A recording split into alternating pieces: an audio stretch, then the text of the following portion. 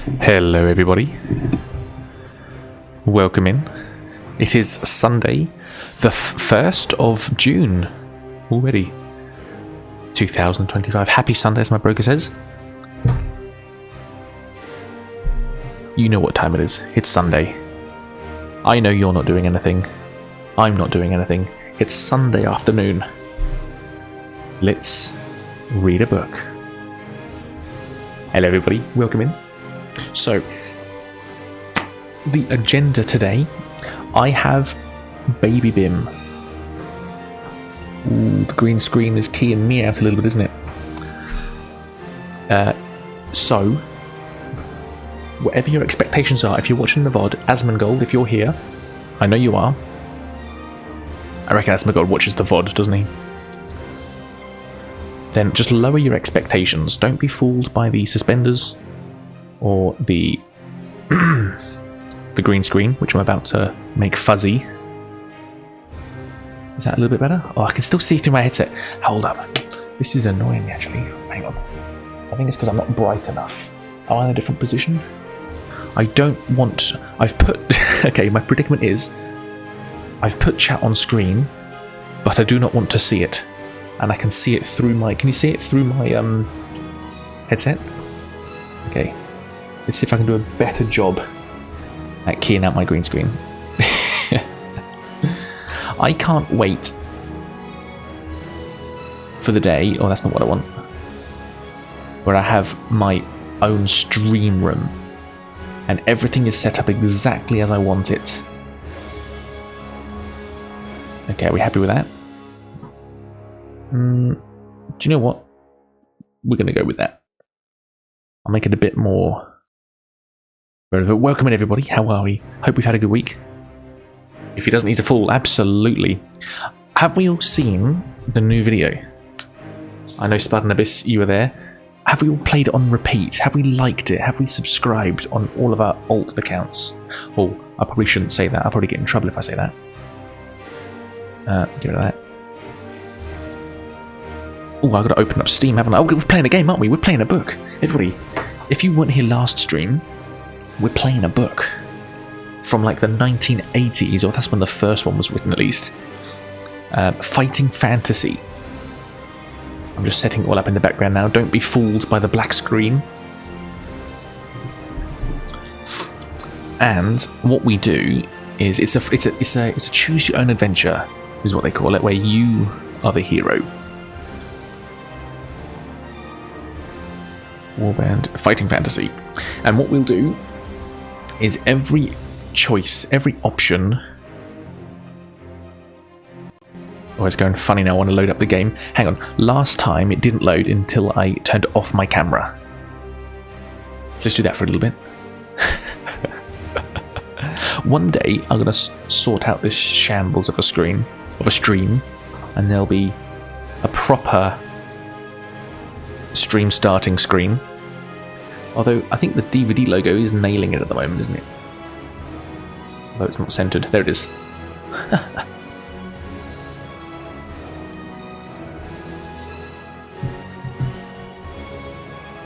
But until then, we're going to make do. DVD logo really should be underneath chat, shouldn't it? Ooh, no, I don't like that. Above chat. Okay, the game's loaded. I'll turn the music off. This game, I can't... If you haven't been here before, you really are in for a treat. We died last time, so we're going to be starting the book again. Fighting Fantasy Classics. Where are you, sir? There we go. Get rid of that. DVD screen. Hang on. I wonder... Is this the sort of stuff I should have been doing before stream? No. Death Trap Dungeon. Now, we died, actually, last time, so we're going to restart... Oh, last bookmark. No, we're going to restart the book. So if you're here for the first time, you can follow along.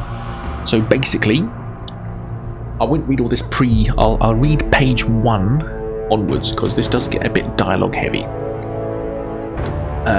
basically we have a character and a character sheet, and we start rolling dice, and there's choices. Every choice is going to get polled in chat, and you are going to make the decision. So basically you're going to play the book. If you're over on YouTube, I'm sorry, but I don't know how to. I am see-through. I'm about to change that now. I can see that. I don't want to be see-through. I'd rather a flickery screen, but that's terrible though, isn't it?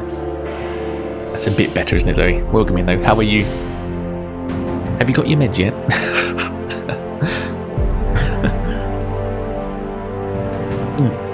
I'm not see-through. It's your meds. No, I shouldn't laugh about that. But every choice I'm going to put up as a poll in chat. We're going to do adventurer because that is exactly how the book tomorrow. A bit depressed, and no, tomorrow we'll hang out here and hopefully we can turn that upsetty spaghetti into. I don't know how to finish that. I don't know how to finish that sentence. Stay here. So stamina. Let's roll this first. Ooh. You can also punch the table. 9 plus 12, meaning you can like re-roll. Skill, this is how we fight. 6. I love that a lot. Luck, that's if you like slip or anything. 1. 4 is better. You can do that once. You can like, if you can see it's going to roll a low number, you can press the screen. It's like you thump the table and it makes the dice jump. It may not be better, but it's like a second up. You can do that once.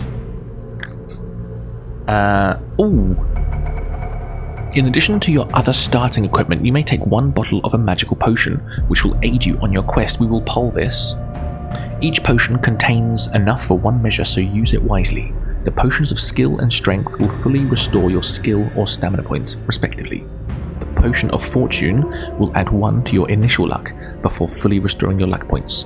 Which potion will you take on your quest? So I've already forgotten what our luck score was, but if we drink the potion of fortune, whatever it was, it's going to plus 1 to it and refill it. So, should we do our first pot? This is going to get poll heavy. Just warning you now. But that's not what I want.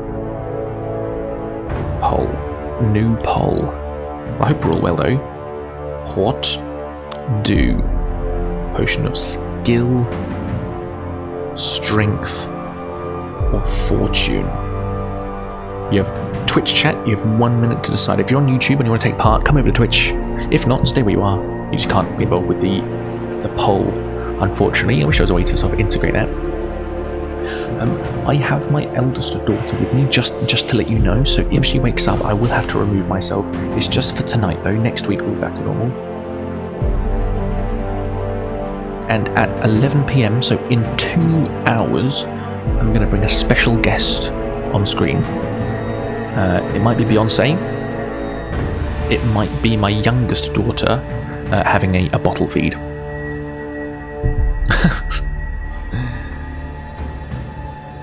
3 people already voting strength, and I can see that there are 3 people watching the stream, so this is a landslide. 100% of Twitch is asking for strength. Unga bunga time. Strength for more cucumbers. Strength wins it. I waited to the end just in case Asmongold raided in. Strength. Are you sure? Yes. Do I want to read all this? I'll read sort of the 100% engagement. Isn't that good? Okay. I'll start reading from here because this is sort of the background, and I get to read the River Cock again, which was probably the highlight of last stream. Despite its name, Fang was an ordinary small town in the northern province of Chiang Mai, situated on the banks of the River Cock. It made a convenient stopover for river traders and passengers throughout most of the year. I swear, the amount of innuendo, soft, gentle innuendo, has been in these books. I think it must be deliberate. Vader Legend, welcome in. How did you like the new video? I saw you there in the premiere. I hope you enjoyed it. Welcome in. playing a book today. You stopped watching Asmongold after Trump told him to hate Canada. Dear me. A few barges, rafts, and sometimes even a large sailboat could usually be found moored at Fang, but all of that was long ago before the creation of the Triwizard Tournament, the Trial of Champions. Now, once a year, the river is crammed with boats and as people arrive from hundreds of miles around, hoping to witness the breaking of an ancient tradition in Fang and see a victor in the Trial of Champions. So I'm like my fellas, hey, Vader, you are just in time. And you should be with your family, unless I'm on the TV in front of the family. You should be with your. You should put me on the TV. No. What you should do, I should be on the TV, but you should get everyone on their own personal devices as well. That's what you should be done. I'm not telling you what to do, but if I was you, that's what I would do. Each year, warriors and heroes come to Fang to face the test of their lives. Survival is unlikely, yet many take the risk, for the prize is great. A purse of 10,000 gold pieces and the freedom of Chiang Mai forever. However, to become a champion is no easy task. Some years ago, a powerful baron of Fang called Sukhumvit decided to bring attention to his town by creating the ultimate contest. With the help of the townspeople, he constructed a labyrinth deep in the hillside behind Fang, from which there was only one exit. The labyrinth was filled with all kinds of deadly tricks and traps and loathsome monsters. Sukhumvit had designed it in meticulous detail so that anybody hoping to face its challenge would have to use their wits as well as weapon skill. When he was finally satisfied that it was all complete, he put his labyrinth to the test. He picked 10 of his finest guards, and, fully armed, they marched into the labyrinth. They were never seen again. The tale of the ill-fated guards soon spread throughout the land, and it was then that Sukhumvit announced the first Trial of Champions. Messengers and news sheets carried his challenge: 10,000 gold pieces and the freedom of Chiang Mai forever to any person surviving the perils of the Labyrinth of Fang. The first year, 17 brave warriors attempted the walk, as it later came to be known. Not one reappeared. As the years passed, the Trial of Champions continued. It attracted more and more challengers and spectators. Fang prospered and would prepare itself months in advance for the spectacle it hosted each year. The town would be decorated, tents erected, dining halls built, musicians, dancers, fire eaters, illusionists, and every sort of entertainer hired. The entries registered from hopeful individuals intent on making the walk.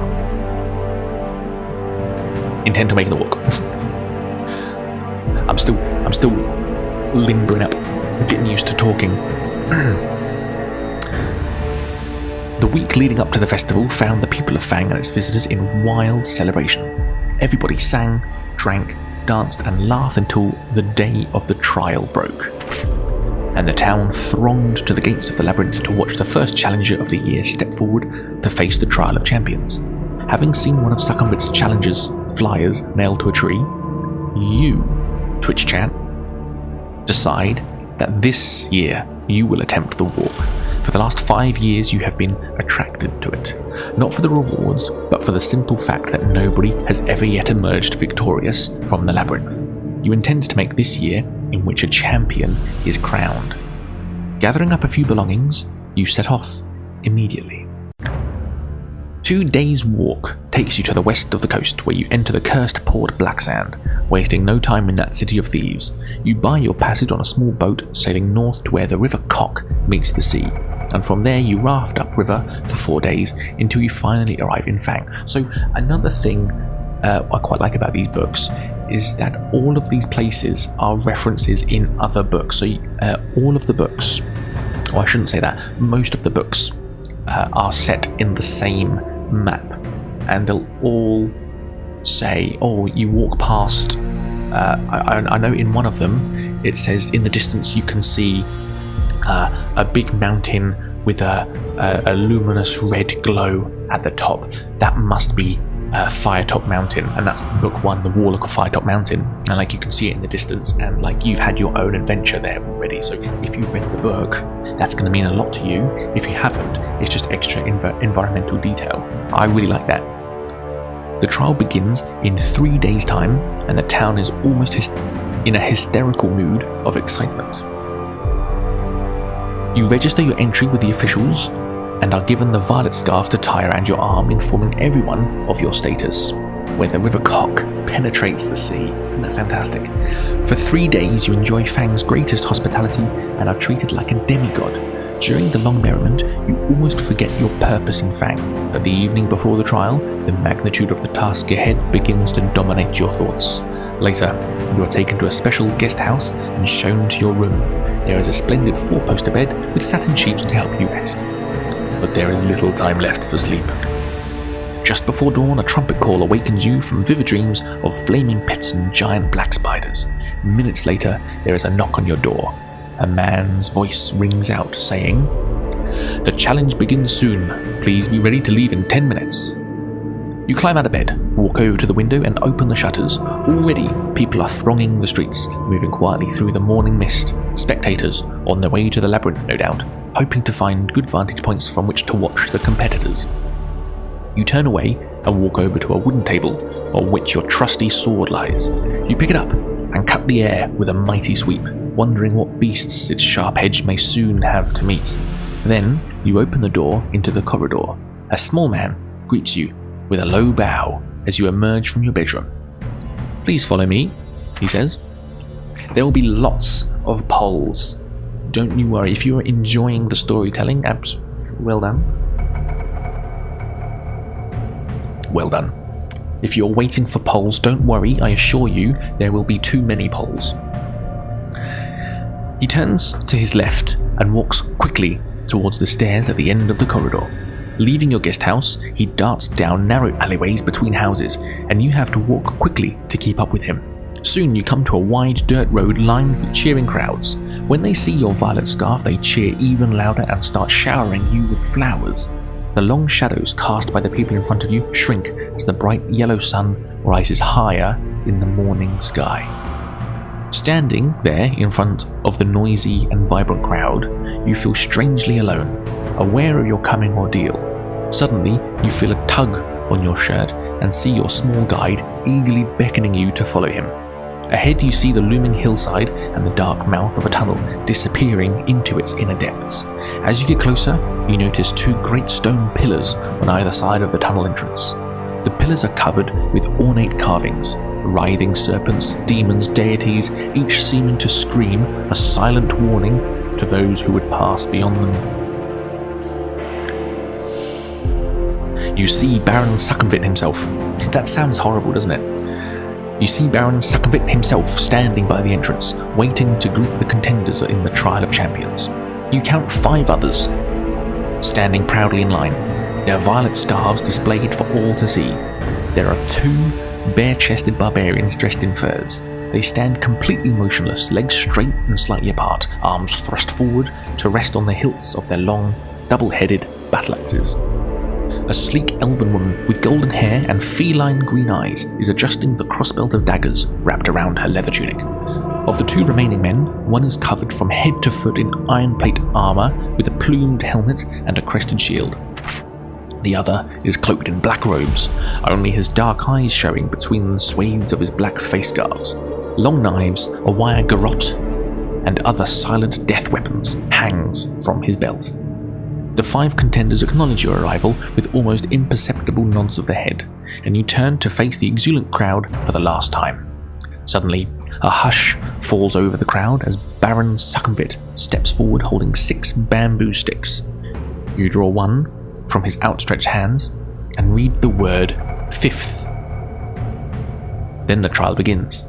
The knight is first. He salutes the crowd before disappearing into the tunnel and is followed half an hour later by the elf. Next goes a barbarian, and then the dark assassin. Now it is your turn to salute the crowd. Holding your violet scarf aloft, you take one final deep breath of cool, fresh air before turning to pass between the stone-pillared gateway into Suckenvit's corridors of power, to face unknown perils on the walk. through the mighty Baron's death trap dungeon. Now turn over. It's been a while that someone said that to me. Now turn over, can you see that? Now turn over. Paragraph 1. So this is actually, apparently, I don't know what console it was on, but it would be an old game, but this was actually made into a computer game. It was probably PlayStation 1 or 2, that sort of era, apparently.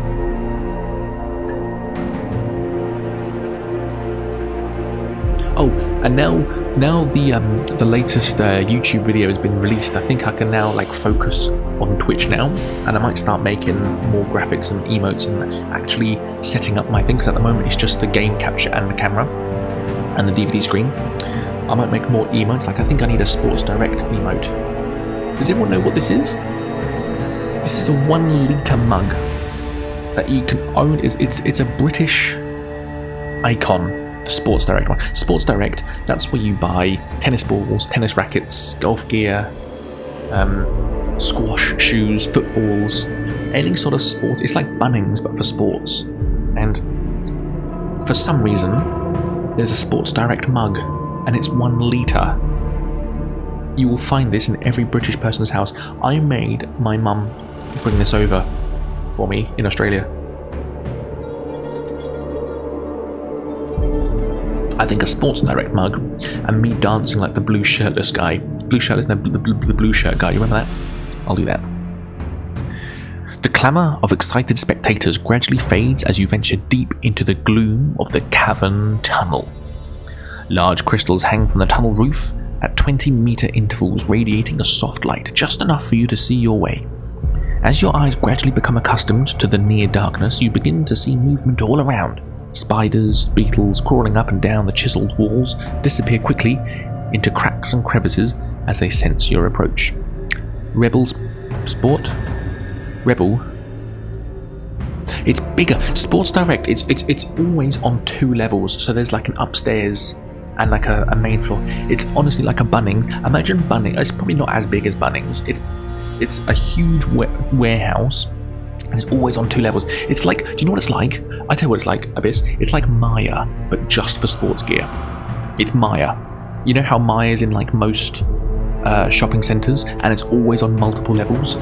Exactly that, but strictly sports gear. Sports equipment, sports clothing, stuff like that. Maya is what it's more like. Droplets of water drip into small pools with an eerie plopping sound which echoes down the tunnel. The air is cold, moist and dank. After walking slowly along the tunnel for about 5 minutes, you arrive at a stone table standing against the wall on your left. On it, there are 6 boxes, one of which has your name printed on its lid. So, we did start this book last stream, and what we will do, how I like to play this game on stream is I will put the options into chat and we will choose a choice and we will figure out an optimal route, because we will die and start again. We opened the box and we get gold pieces and there's a note congratulating us. But with these games, I must say, there is often it's not the correct route, because we don't know the correct route, because there's normally an option. I got rid of the bookmark. We're going to start again. This is a fresh stream. This is a fresh read through. There's often a route where you don't take damage, and you may consider that is the correct route. But there's another way where you may take damage, but in doing that, you get a clue. We established if you open the box, you get gold pieces and a note saying well done, and then you move to a cross section. If you continue walking north, you just get to the cross section. There's no additional content, there's no a door that we see. So what we will do, we're not going in blind, we're going in knowing the better route. So I'm not going to poll this, because we know to open the box, because if we didn't open the box, we'd just go to page 66. So there's no alternative route. I will poll the alternative routes and fully explain the choices, just in case this is the first stream you're here. Asmongold, if you didn't watch last stream, you can watch this and get all the full context. Or who's the other? Penguins. Is that who's that? Moist Critical. Who's that? I don't watch that fella. I don't know who he is. He's another reaction streamer, isn't he? The lid of the box lifts off easily. Inside you find 2 gold pieces and a note written on a small piece of parchment addressed to you. After placing the gold in your pockets, you read the message which says, "Well done. At least you have the sense to stop and take advantage of the token aid given to you. Now I can advise you that you will need to find and use several items if you hope to pass triumphantly through my death trap dungeon." Hugs and kisses, second bit. Memorizing the advice on the note, you tear it into tiny pieces and continue north along the tunnel. Turn to 66. Kai Sinat, if you're watching the VOD, drop into a live sometimes. Oh yeah, Kai Sinat. I only know the name Kai Sinat, but isn't he Twitch's #1? Isn't that right? Oh no, he's the fella that did an Elden Ring boss and then got a psychologist to come in and give him a... Is that right? Was that him? I don't know. I didn't watch that, but I remember reading that.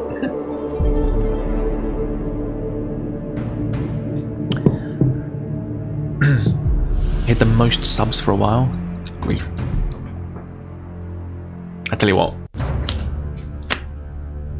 That'll be us one day. After walking down the tunnel for a few minutes, you come to a junction. A white arrow painted on one wall points west. On the floor, you can see wet footprints made by those who entered before you. It is hard to be sure, but it looks as though 3 of them followed the direction of the arrow, while 1 decided to go east.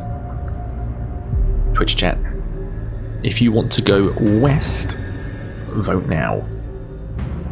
If you want to go east, vote now.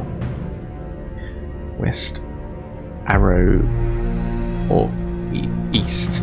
West. Twitch chat, you got 1 minute to decide. So we have done both of these routes, and both of these routes open up to other routes. So we have done both of these options before, but I know that there are other options that we haven't done before then. So get your votes in now. And don't 50-50 it. Or I'll get cross and have to do it again.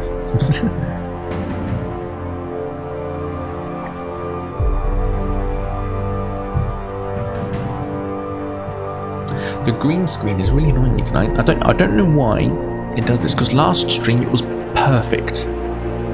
And now it's obviously the lighting's hitting it. I don't know how the lighting's hitting it differently. It's obviously being hit differently. Uh-oh. It's going to be 50-50.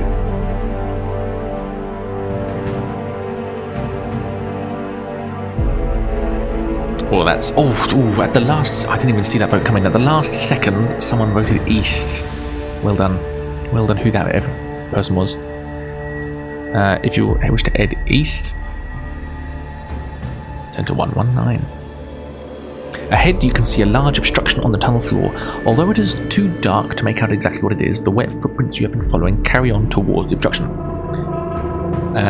So, I'm not going to poll this, because we either go back to exactly where we just were, and knowing you, Twitch chat, we're going to be in a forever loop of going east, back to the junction, east, back to the junction, east, back to the junction. So we're going to double down on what we voted. This is a democracy, right? 67% of you voted east, so we're going to continue east. You see that the obstruction is a large brown boulder-like object. You touch it with your hand and are surprised to find that it is soft and spongy. If you wish to climb over it, turn to 373. If you wish to slice it open with your sword, turn to 215. We have done this. If we slice it open, spores come out and it is bad, so we will climb over it. You clamber onto the soft boulder, half expecting to be engulfed by it at any moment. Getting over it is difficult. I've played that game, Getting Over It. That is difficult. That's the guy with the guy in the cauldron and the pickaxe, and you're going around. As your limbs sink into its soft casing... Oh, sorry. Getting over it is difficult as your limbs sink into its soft casing, but eventually you manage to struggle over it, relieved to be back on firm ground. You head east. The tunnel makes a sudden turn to the left. Hello, Mutton. Welcome in. How are you? Thanks for hanging out at the premiere yesterday. That was good to see you there. I hope you've had that video on repeat since then. I expect you have. My wife with freshly washed hair and skincare complete. Wow. Fantastic. Of course. The tunnel makes a sudden turn to... We've started again, by the way. We've just done a couple of turns. The tunnel makes a sudden turn to the left and heads north for as far as you can see. The footprints you are following start to peter out as the tunnel becomes gradually drier. Oh, do you know what? Watching... I can't believe it's taken 40 minutes to realise this. Watching the VOD back... If you are thinking about streaming, or if you are streaming, or you want to stream, watch your VODs. Don't look at how to get subs, or don't watch anyone else's content on how to do Twitch. Other than this, watch back your VODs. You will learn everything you need to do to improve. I noticed that the game audio was too loud. It's taken me 40 minutes to remember that piece of critical information, but you will not realise the volume of your game unless you watch your VOD back. Also, I remember years ago when I was streaming, I had an issue where every audio source I'd have in my streaming softwares, like Be Right Back Music, or even I had a Be Right Back video with clips. All of that audio was duplicated because I had the footage audio and desktop audio. There was a delay. It sounded absolute trash, and I was using that for months, and it wasn't until I went back and actually watched a VOD and I was like, hang on, instantly I was like, hang on, that's actually nonsense.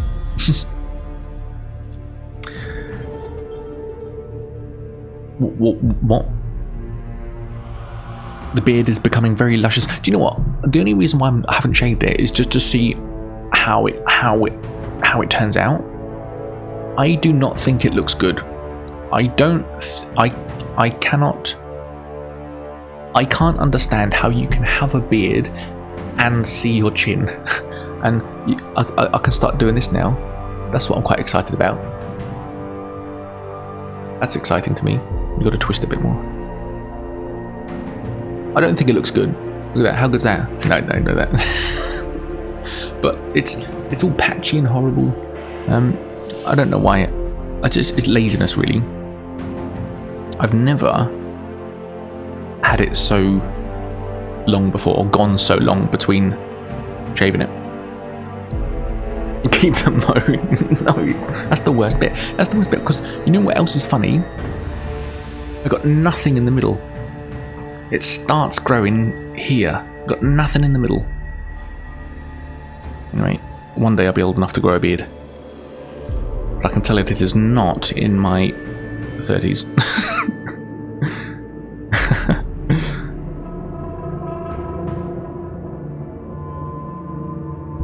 Got to have Twitch chat. So I realised this last stream. You want Twitch chat on screen, but you do not want to read it. All Twitch chat is for, that's only so that people can see how fast it's going. That's the point. Now I've realised that. That's what the famous people do. You see, they have Twitch chat. Not to. Have you ever seen? We keep talking about Asmongold. Have you seen Asmongold? He has like a space of like 4 lines of chatter, and it just. I bet it's just so you can see how fast it's going. That's my daughter. Everybody, I will be right back. How do you set up words on stream? I should be doing that, shouldn't I? 1 second, everybody.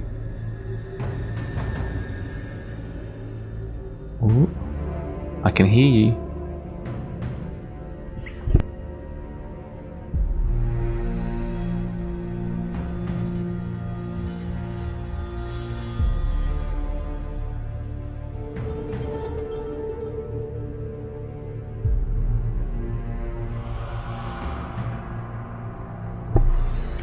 Mum's got her.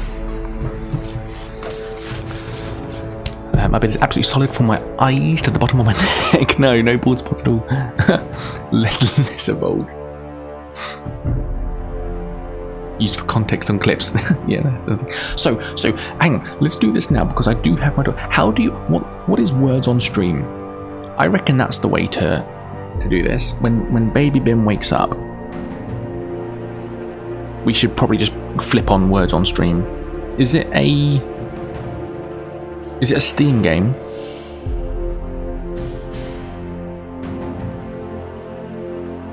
Or is it a browser source? It's a browser source.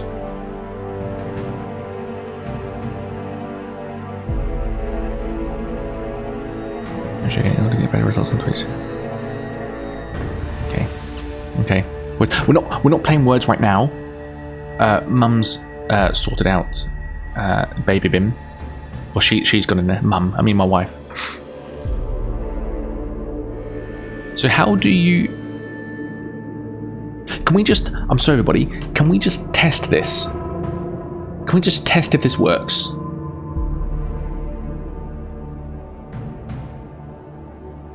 Boink. So... Do I type start? How do we like initiate it? Oh shit! Fantastic. Okay. And then what do? We just type words in. Chat. Someone do a word.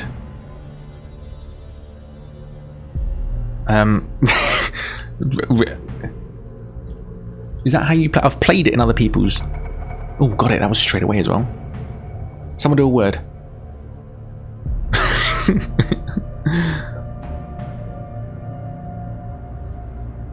Weed. Someone put weed in. Oh, okay. This is what we're gonna do. Okay, so this is when we can't play. There you go. This is the test stream. Okay.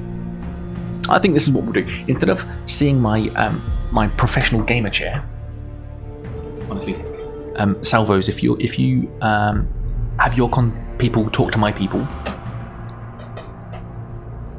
Let's sort some sort of sponsorship out. Lewd. That's a fantastic word.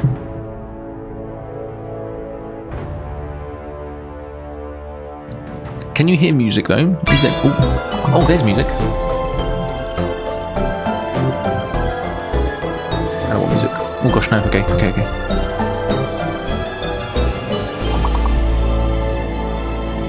Okay, well, you're 1 point away from the goal. The music is loud. I'll tell you what. You know that.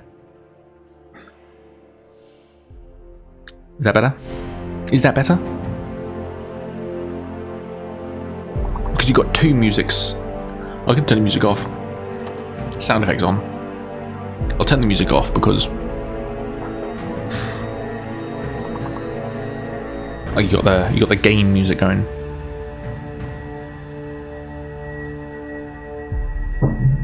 Well then, we failed level 1, didn't we? The goal was 48, but we got 47. Game over. Fantastic. Okay, so that is what we will do. Hang on. How do you... Okay, nobody do anything. Here we go. You missed it. That's okay, that was the practice. That was so... I understand. Reduce the DVD. The big DVD screen means that I'm not here. Ooh. Little DVD is for the millennials. Not the millennials. Who's younger than a millennial? Gen Z? Or are they older than us? I don't know. Alpha. I stopped guessing. Thought we passed. Never stop guessing. The tunnel makes a sudden turn to the left and heads far... What? The tunnel makes a sudden turn to the left and heads north for as far as you can see. The eyes were further than my brain. The footprints you are following start to peter out the tunnel and become gradually drier. Soon you are beyond the dripping roof and the pools on the floor. You notice the air becoming hotter and you find yourself panting, even though you're walking quite slowly. In a small recess on the left-hand wall, you see a section of bamboo standing on its end. Lifting it down, you see it is filled with a clear liquid. Your throat is painfully dry, and you feel a little dizzy from the heat in the tunnel. So, I remember, if we do not risk drinking the liquid, we die. We drink the liquid.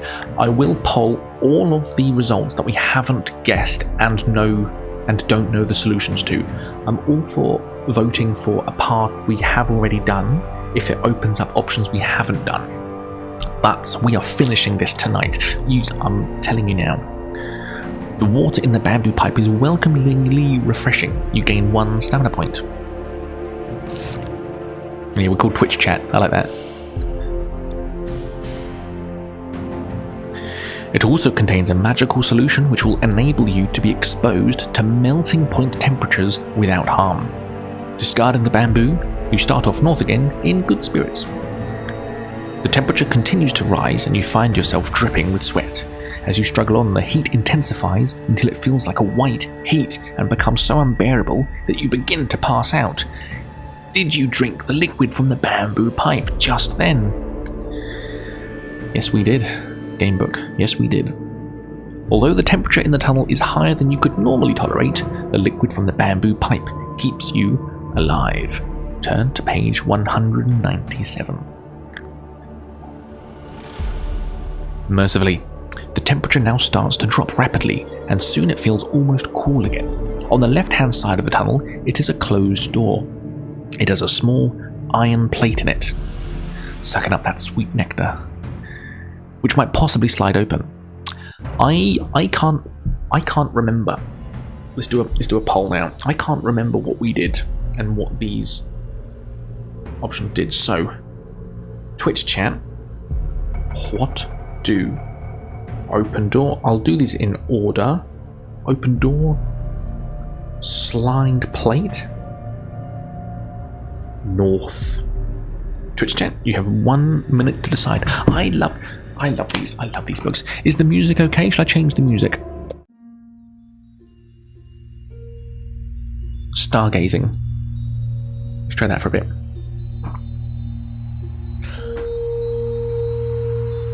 I'm quite happy with the words on stream addition to the stream. I think that's a good move.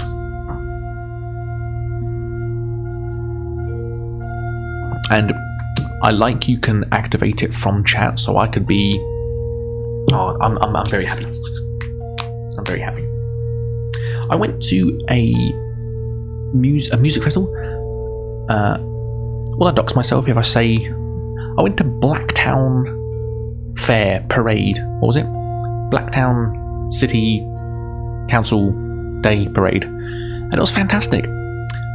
Street market, 90. I think there were like 100 stalls, and literally 90 of them were religious, which is okay. I just was expecting something else, and the other 10 were like food stalls and like craft stuff. Slide plate, 100%. Say slide plate. And there was a parade, and it was lovely. There was all Anzac Day type things that, and local community groups. Like the first one was a literal horse and a rider and someone dressed in it was World War One, and he had a fancy beard and moustache. He looked fantastic. He must have been in his 80s plus. Fantastic. And then there was like praise. There was like the street sweepers, fire engines, and then local dance groups. And it's funny because it was the whole city centre, and I took my family, had baby Bim on my shoulders the whole time. She was loving it. And randomly we came to one section and there was like 3 stages and performers on the street. But we came up to one stage just before this dance group came on, and it was toddlers. It was fantastic. And they played a song about washing machines and dancing, and it was really, really quite catchy. And there was one she must have been a teenager herself, but she was running the show, and she was dancing in the movies, and the toddlers were just having a laugh. It was really sweet. And then we got back home, and it must have made such an impression on Baby Bim, because she is singing it. She remembers, half of the dance moves, and it made such an impression. I thought, oh my god, I've got to get her dancing. It's fantastic. We found the song. And a slight tangent here. What's the deal with copyright? I understand the laws of copyright, but why can't I play you the song right now? How does that harm the industry if I play you the song that I'm talking about now? If I play it now, the section of the video is going to be muted because of copyright. I may get a copyright strike because this is also being streamed on YouTube. Can someone tell me why, though? Why can't I play you the track? Because it was really catchy and I really want to show it to you. And we've been playing it non-stop since. Slide the iron plate. The small plate slides open easily, and you find yourself peering in a room with a deep pit in the floor behind the door. I remember. We have done this before, but we went straight in and fell. On the opposite wall, there are 2 iron hooks, on one of which hangs a coil of rope. If you wish to open the door, jump over the pit and take the rope. Wait, if you rather continue north. I tell you what, I think this came about later. I think previously we've done a different route and ended up here. Or maybe I'm just being confused. Anyway, Twitch chat, we have another question. What do open door and jump, or continue north? Twitch chat, you got 1 minute. Arseholes will find a way to monetize it. But like, why can't? Yeah, but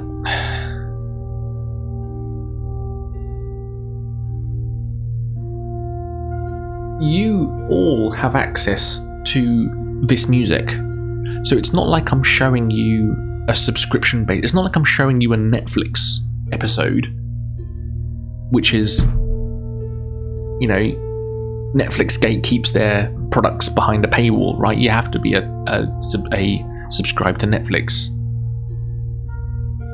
It sounds like Baby will remember that for the rest. I think so. She loves it because she's spinning around and round and around like a washing machine, and she spins round. It's fantastic. It's fantastic.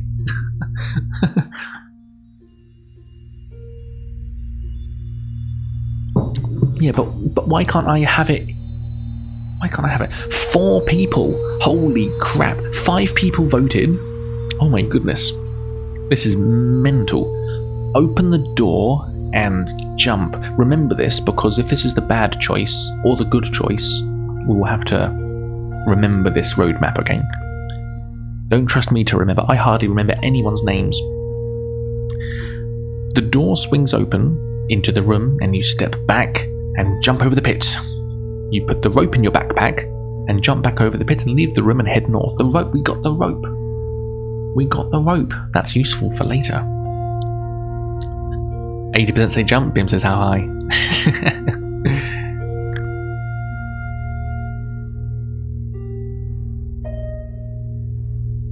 Ahead, you see that the tunnel turns sharply to the left. You turn the corner and almost bump straight into 2 fierce-looking orcs, armed with morning stars and wearing leather armor. You are totally unprepared, and as you draw your sword, one of them swings its morning star at you. Roll 1 die. So this isn't a luck check, this is a randomized thing. 6 may not be good, 1 may not be bad. I remember things from when I was 5 years old, but can't for the life of me remember what I had for dinner last night. Ooh, so I won't re-roll that, because it's not necessarily a bad roll. Oh, it is. The orc's morning star thuds into your arm, knocking your sword to the floor. You must fight them. barehanded, reducing your skill by 4 for the duration of the combat. Fortunately, the tunnel is too narrow for both orcs to attack you at once. Don't say it. Don't say what? Zoe? What? Say it. The stream is paused until Zoe says it.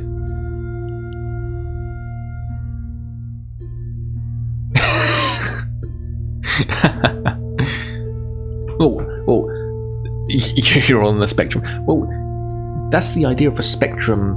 A spectrum. Everybody is on the spectrum. But some of us are more on the spectrum. I'm joking. Autism. I think I've got some undiagnosables. I'm all over it. What are we doing? So we are the white dice. Oh, we still have more skill. So we roll 2 white dice, they roll 2 red dice.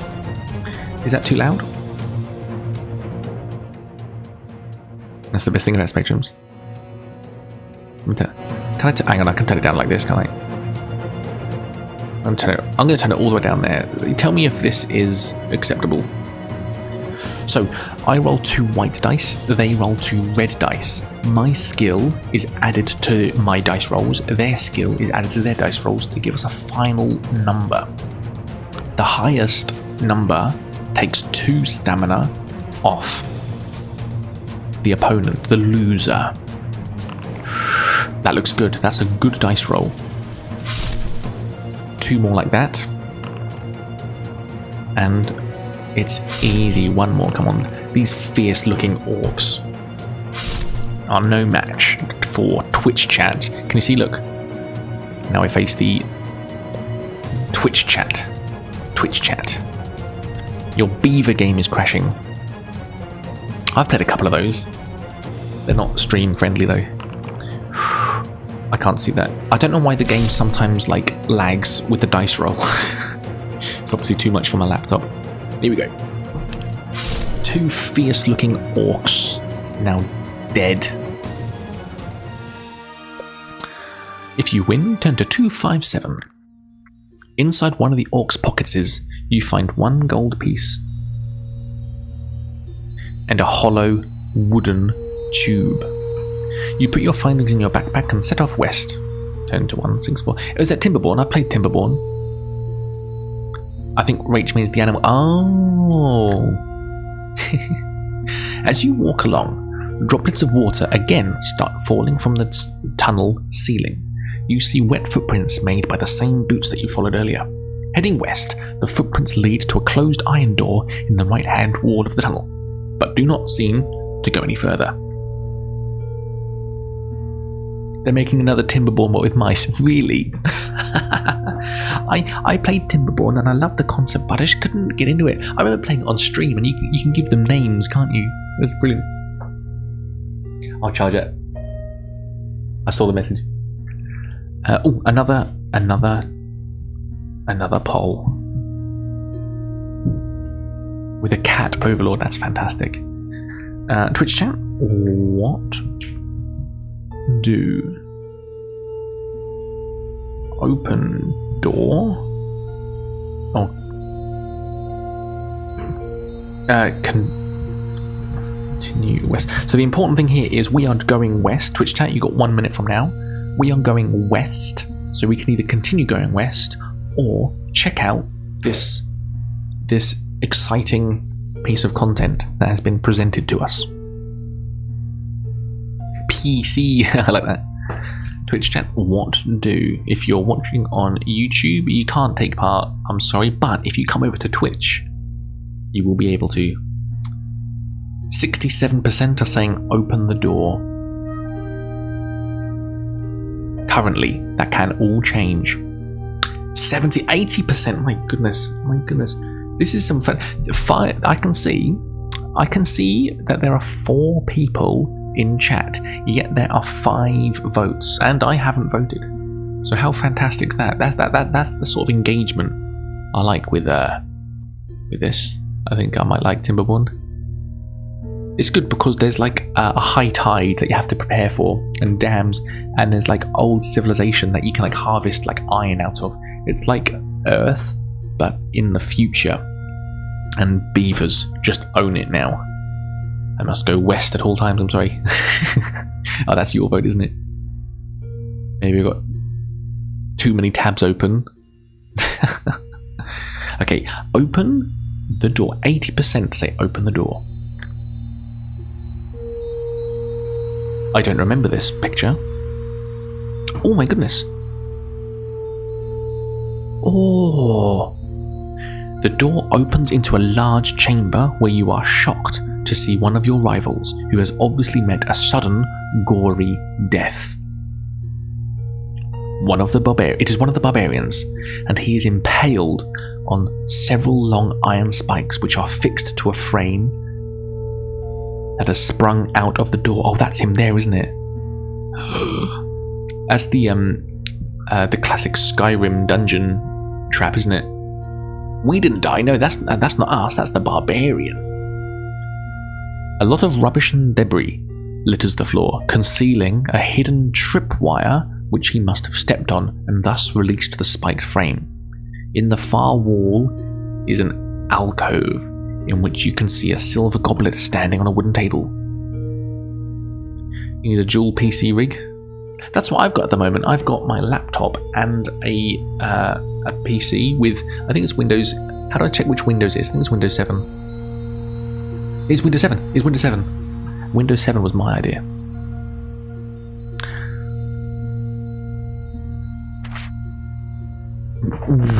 This is I'm really excited. We have not been here before, and this is really exciting to me. Twitch chat, what do? Search barbarian. Walk to alcove, or continue west. Nobody do that.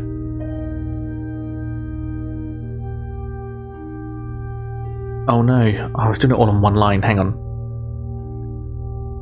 Walk to alcove. Continue west. What was the first one? Search Babs.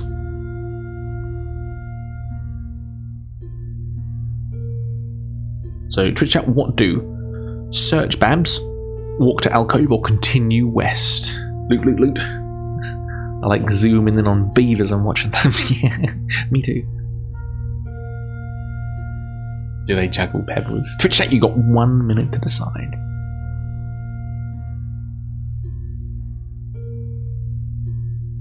Shall I? Oh, yes. Let's go check out the YouTube analytics, shall we? While we're waiting. Of the new video.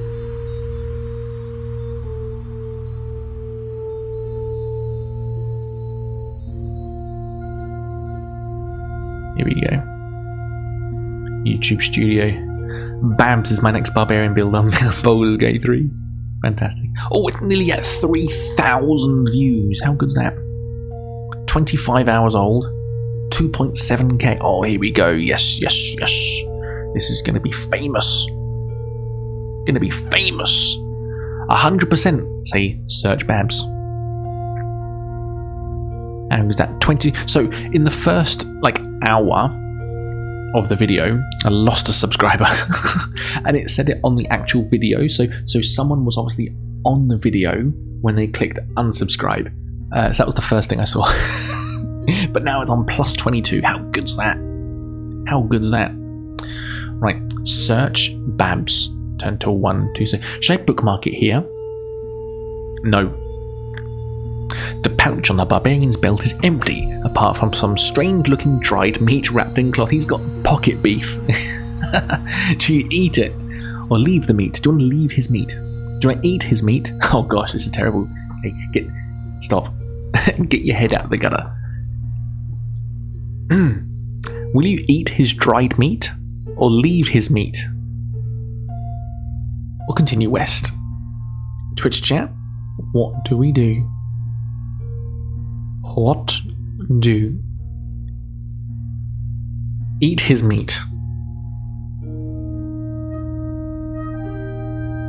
leave meet alcove, or head west? Twitch chat, you have 1 minute to decide. Exy Main, welcome in. I subbed while watching the video. I thought I was already. Oh, welcome in. Welcome. It's your first time chat as well. Put his meat in your mouth.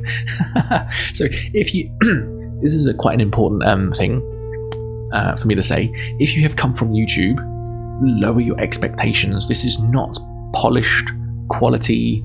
I spend a lot of time recording, writing the script, editing, re-recording the voiceover to make it perfect. This is a shambles. Welcome in though. Good to see you. Good to see you. We're reading a book at the moment though, from like the 1980s.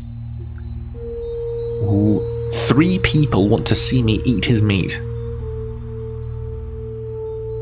I don't watch streams, just came to drop a quick follow. Oh, thank you very much. That's very kind of you.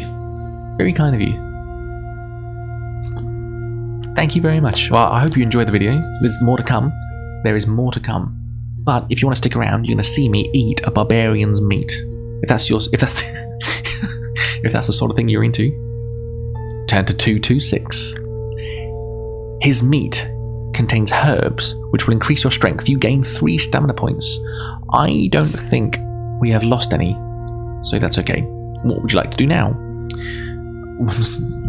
So what was the second most popular choice? No, it was join. Okay. So Twitch chat.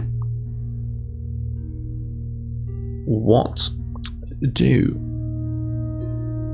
alcove or west? Twitch chat. You've got 1 minute to decide, and I see ads are going to start as well. So what I'm going to do, I'm going to start them now. I'm going to get in there before the automatic ad break comes in, because I'm the boss of my stream, okay?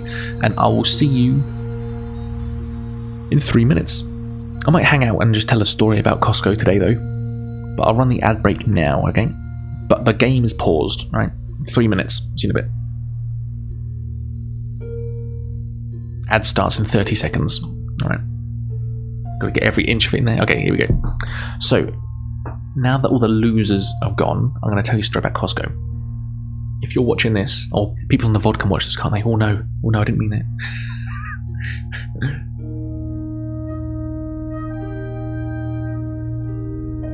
I went to Costco today to buy eggs because a pack of like a dozen eggs from like Woolies can cost like $7. West it is. No, you're supposed to look at the alcove. Who's voting west? Look, chat, look, I've explained this before. Look, west, we have been given we are going west anyway. Okay? Inspect the alcove. Oh, no one can hear me, can they? Oh well. Well, how much is a dozen eggs? Anyway, what I'm saying is, well done, Zoe. That is the cleverest thing you've done all day, voting for the alcove. Listen, it's a democracy. This is a democracy. Your countrymen have spoken. What I'm saying is, Costco eggs, you can buy 30 in a big square, 5 by 5. That's 25, isn't it? 5 by 6. 30 eggs for $13. They're not even cage eggs, they're cage free. They're free range eggs. A pack of 30 costs like 13, I think it's 13 something. That's why we go there every week. You go for 30 eggs a week. I just put 2 and 2 together there. That is why we go to Costco, to get 30 eggs for $13. But while we're there, we have lunch there.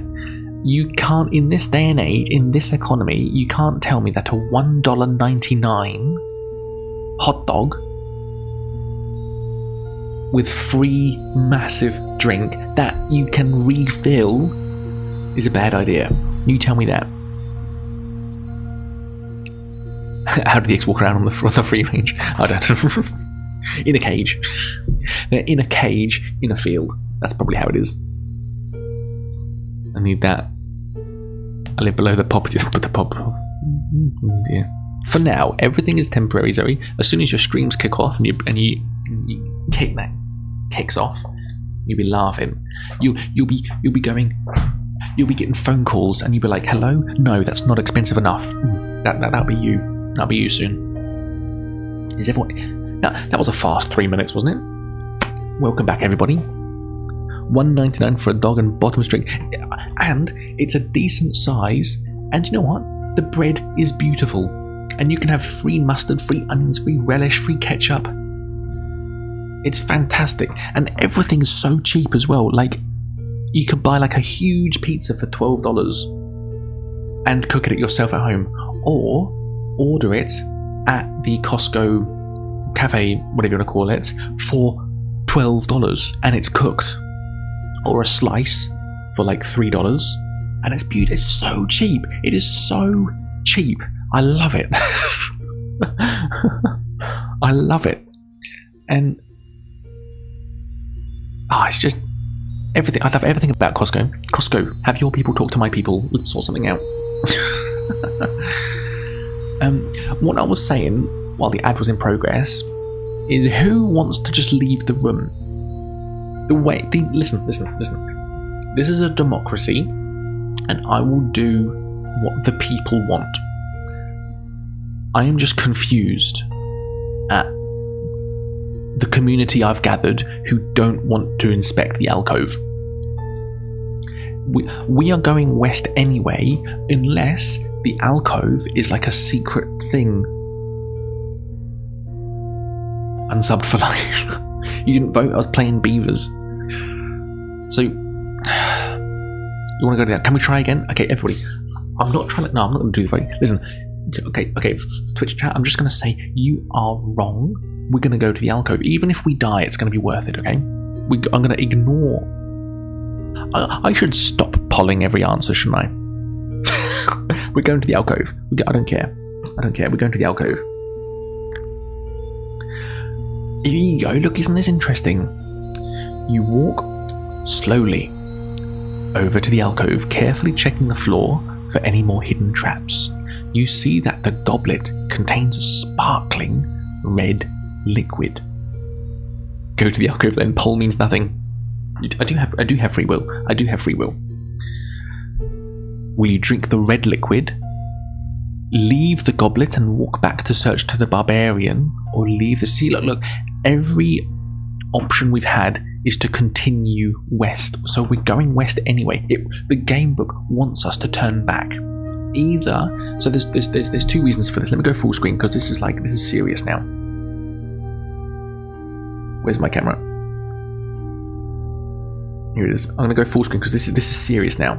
Okay, the game book wants us to this way. Now let me get out of the way, and we'll have a little lecture. Okay, because everyone learns things from my seminars. Turn back west has been every option. Now there may be a couple of reasons for this. What springs to mind straight away is either we are going to continue west anyway and it's trying to back us out of the room, or because it wants us to not see the actual solution to this book. Maybe the alcove, there's like a secret door that gets us to the next place, and the game book's like, no, I'm going to make it as easy as possible for you guys to fail this. Or there might be secrets in this room, maybe meaningless, maybe potential death encounters, and the game book naturally continues west. So, do we understand the seriousness of your errors? Having a sausage watching subnauts? There's a new one, isn't there? I've not watched it yet. Okay, I'm not going to poll this because I know for certain that we're all going to vote for the red liquid. Lifting the goblet releases a spring catch and a dart shoots out of the wooden table leg. test your luck. So our luck is 10. I'm not listening because I did the right thing. Precisely, exactly, Zoe. You can come back, you see. If everyone can be a bit more like Zoe. So our luck is 10. So as long as the dice rolls are under 10, we're going to be okay. 5. What are you talking about? You are lucky. You needed a luck score of 10 or below, and you rolled a luck score. Every time we test our luck goes down by 1. So the next time we test our luck, it's going to be 9 or below. As we can see here. Turn to 105. Look, and without even reading this, we're going to continue west anyway. So, we have explored this fully. When you Twitch chat, when you do a Skyrim dungeon, do you not explore every room? Just answer me that. I downloaded dating apps and just don't know if I even want to open. Oh, dating. You might be right on dating apps. I mean, that's how I found my wife, to be honest. Bumble. Too uncurious. Stay single. Yeah. You can do what you want. Your reflexes are sharp and you quickly jump aside. The dart whistles past, only just missing you, and thuds into the opposite wall. You see the goblet lying on the floor and the red liquid running away in rivulets over the grey stone. At least the goblet may be of use, so you put it in your backpack. Oh, so we don't drink the red sparkling liquid.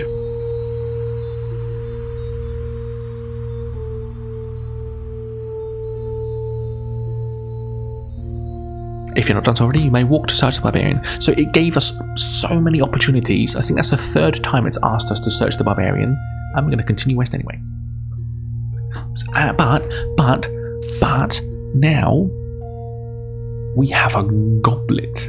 Ooh, how exciting is that? The passage soon leads to a junction. You notice more footprints on the floor, possibly as many as 3 pairs. Heading north from the south passage, you decide to follow them. So in about 45 minutes, I'm going to feed baby a bim. And while we're doing that, we can either do words on streams or should we... I forgot to put it in the end of my video, but I like putting in the bloopers, or when I screw up the voiceover. Should we watch the blooper reel? It's only audio. Should we listen to the bloopers of that video? I think we should. That's why I got a mountain of backlog exploring everything in every game. I can't not. So in 45 minutes, you're going to see bloopers. And a special guest. 3 pairs heading north from the south passage. You decide to follow them. Here we go. So we have done this bit before. Let's bookmark this page. Because this... I think we have done this route well. We could have gone west with the arrow or east. We went east or west. Oh. Whichever way we went, I think we've done well. We haven't done the other way well yet. If you were here last stream, that's the one with the worm that comes through the wall, I think. Or is that after this? Oh, I can't remember. It's either Hamish Blake, it could be Beyonce, or it might be my daughter with a feed. The passage opens into a wide cavern, which is darker but much drier. Ahead you see the footprints gradually fade, then disappear. There is a large idol in the centre of the cavern, standing approximately 6 meters high. It has jeweled eyes as big as your fist. There are 2 giant stuffed bird-like creatures standing on either side of the idol. So we have done this before. Walking to the opposite wall just leaves the room. We want to climb the idol. We already have a rope. The idol is very smooth and will be difficult to climb. Do you have any rope? Yes. Oh, who did this? Terrible words on stream or fabulous bin bloopers? That's a good poll. I'm gonna vote for that. I'm gonna vote for fabulous bin bloopers. There you go. That's the first thing I voted for. We have rope. You make the rope into a lasso, whirl it above your head and throw it at the idol's head, smiling happily as it falls around its neck. You then tighten the noose and start to climb, hauling yourself up the rope. You are soon at the top of the idol, sitting on the bridge of its nose and holding on to the rope. You draw your sword and wonder which eye to prize out first. So, we know from last time, the left eye is a topaz or something, the right eye kills us. So we're going to prize out the left eye, which awakens the birds. 100% say fabulous. Okay, we're going to watch the bloopers during the feed. It won't take more like half an hour, I suppose, to feed. Should we do right eye? Should we do, so I've bookmarked it. So if you do left, then right, the right eye kills us. But I wonder if we do right, then left. Maybe doing the right disarms the trap and we end up getting both gems. Should we do the right eye first? Let's just do that. Let's not even pull it. The end. You try to force the point of your sword under the emerald eye. Much to your surprise, the emerald shatters on contact, releasing a jet of poisonous gas straight into your face. The gas knocks you out and you release the rope, bounce down the idol and crash to the stone floor. Your adventure ends here. What I don't really appreciate, if I was to criticize this game, I don't like that you can collect equipment, you can have good dice rolls, you can collect equipment and be good and smart at the game, and then it just kills you by choosing the like that. Like there was no clue that was going to be. If it was like previously when the barbarian had been spiked, is it okay, here's some clues that this room is trapped, do you still want to go in? And we go in and die. That's more fair enough, but I think that's quite unfair.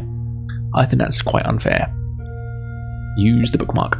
So we're going to climb the idol, use the rope, left eye first. As you touch the idol's emerald eye, you hear a creaking sound below you.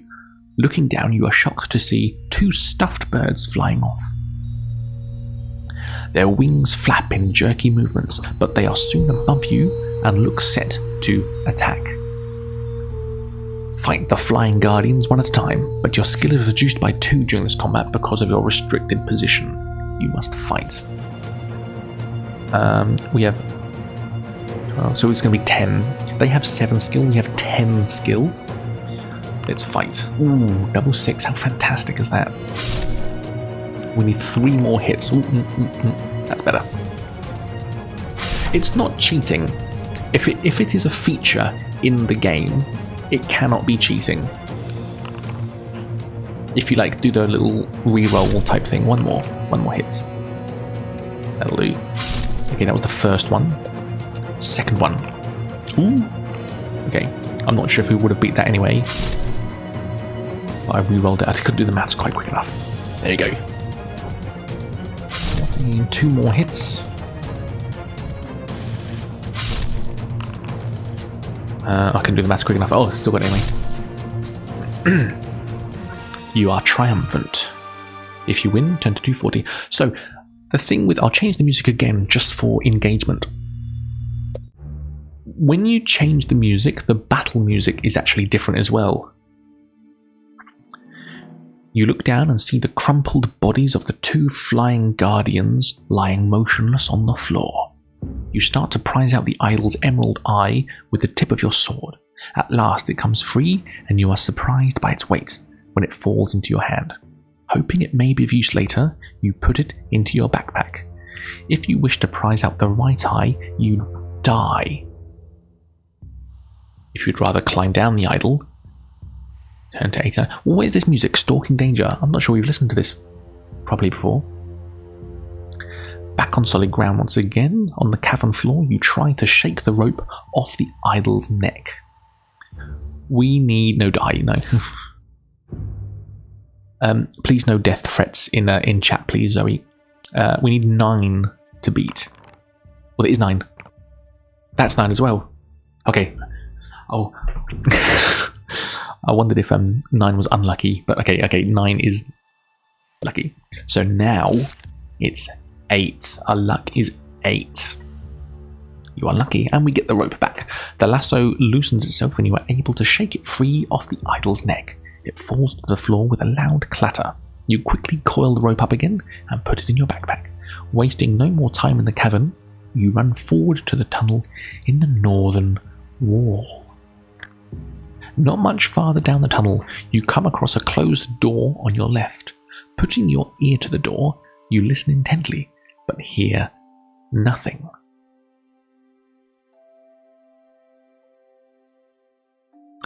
Twitch chat, we have a poll. I'm just thinking, I've bookmarked it at the idol. I remember both routes can take us to the idol, but I'm not sure if we fully explored the other route. Like the first choice we get after opening the box is, do you want to go east or west? What do? So I hope by bookmarking it there, I hope I haven't soft locked us out of the ending of the game because we need an item from the other route. Open door. Keep walking. Don't forget Dungeon Explorers. I don't want to sway your votes. So I fully want you to vote exactly how you want, but open the door. I don't mean to sway your opinions or votes in any way, shape or form, but open the door. Rolo. Oh, Rolo. That's something we don't have in Australia. Gosh, I have Rolo and Oreo ice cream in the freezer here. Rolos, I forgot about those. You got those in England and Canada. I see. Oh. I shouldn't crack my knuckles on stream, should I? It's not a good sound, is it?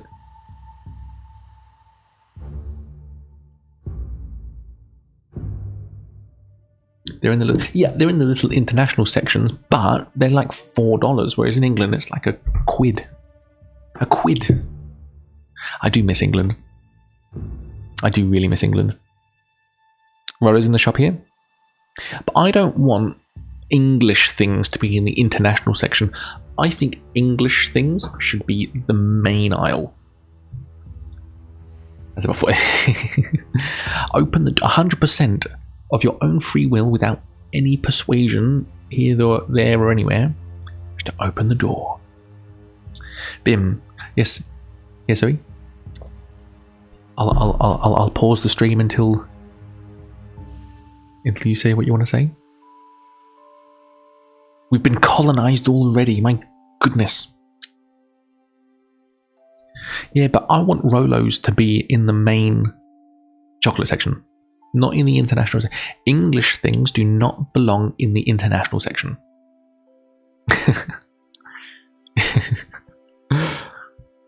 We open the door. You enter a room which is small and completely empty. As soon as you are inside, the door slams shut behind you. Suddenly, a voice booms out of nowhere, shouting. We're not English. I think... Isn't stream in English only mode? How's that? Welcome to Deathtrap Dungeon, the ingenious killer labyrinth of my master. Adventurer, I trust you will pay your respects to my master by shouting out his name. I remember... Shut the hell up. Hey, this is my stream, this is my platform to have a voice. If you speak it, you can. I remember... Hail, Succumvit. Upsets him. Succumvit is a worm. Once again, the mysterious voice calls out, only this time, Casually Geek, thank you so much for the raid. Fallout 4, how was your stream? Casually Geeking is your go-to for a chill, chatty vibe. They're diving into Fallout London lately. But don't let that fool you, the stream has been getting spanked by Geel in Dark Souls 3 too. They're all about the casual coffee shop atmosphere, so grab a cuppa and join the fun. Hello, Casually Geeking. Thank you so much for the raid. Thank you so much. Welcome, raiders. Welcome, everybody. How was your stream, chat? Welcome in, I'm Bim94, and we are reading a book. Cactus, welcome in. Good to see you all here. I hope you had a good stream. If you need to raid and run, it won't upset me, but get back, alright? I'm joking. Was it Fallout London? I've seen that. That looks really fun. Was it Fallout London? I got Frosty Tools that tells me about your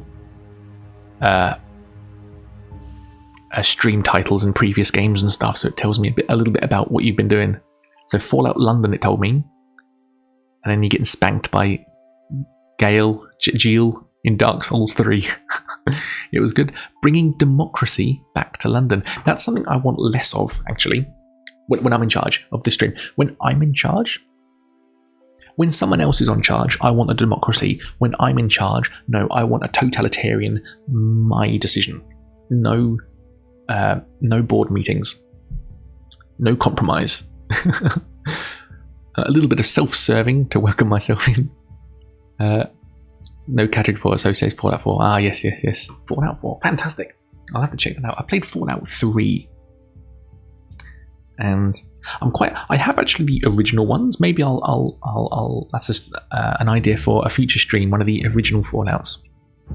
Anyway, welcome everybody. I'm the famous Bim. Whatever your expectations are, please lower them. I've got my daughter in the next room. If she wakes up, I will have to go and put her back to sleep. But I do have words on stream ready to go. So if you like words on stream and me not being here, this is going to be a particularly good stream to hang out in. But if you are here, don't go Asmongold, sit back down. We're going to read Death Trap Dungeon. You were here last stream, weren't you, Cactus? We haven't done anything new.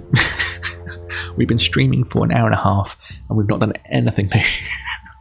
Except we haven't died, or we have died, haven't we? I can't say that. Anyway, good. My master likes those who show spirit. You could do a Fallout 3 playthrough since it doesn't run on my rig. Really? So I played Fallout 3 and I got towards the end and I had to console command lockpicks and a rocket launcher just to get through it. I wanted to finish it quicker. I thought I missed some, but I remember liking last time I was in. You thought you missed some? But you remember liking last time I was in. Well, we're reading a book. We were doing lots of things last stream, actually. We were playing The Lord of the Rings. We'll get back to Lord of the Rings as well. I just want to turn the difficulty down first. Give a look while you shower. We'll be back in a bit. We'll take your time, CG. Do your post-stream de-stream. Had to. And if you come back, I look forward to seeing you. CG, everybody. What a legend. What a legend. So I'll start from the beginning. Once again, the mysterious voice calls out, only this time, to your great surprise, in a far less threatening tone. Good. My master likes those who show spirit. Take this gift to help you. It will grant you one wish, but one wish only. Farewell. A gold ring magically appears out of nowhere and lands at your feet with a gentle tinkle. You pick it up and put it on one of your fingers. The door opens and you step back into the tunnel and continue north. You see, this book is teaching us to open every door and do everything that it's giving us. Oh, I remember this too. The tunnel twists and turns, but keeps steadily north. Ahead you see a thin shaft of blue light streaming down from the ceiling to the floor. It sparkles and shimmers, and you can see images of laughing faces in the lights. So I remember this from last night. If we walk around it, nothing happens. We just go to the next thing. If you walk through it, we get what seems to be a clue. 107. I think after we go to 107, yeah, look, there's 107. As soon as your head goes under the blue lights, you hear the sound of muffled voices. The faces are no longer laughing, but have changed their expressions to one of despair and anguish. A young girl's sad face hovers in front of you, and she begins to whisper a poem. Transfixed, you listen intently, believing that she has a special message for you as she recites. When corridor doth water meet, do not make a quick retreat. Take a breath and jump deep in. If your trial you hope to win. When corridor doth meet water, do not make a quick retreat. Take a breath and jump deep in. If your trial you hope to win. Memorizing the Spirit Girl's poem, you step through the shaft of light and quickly head on north.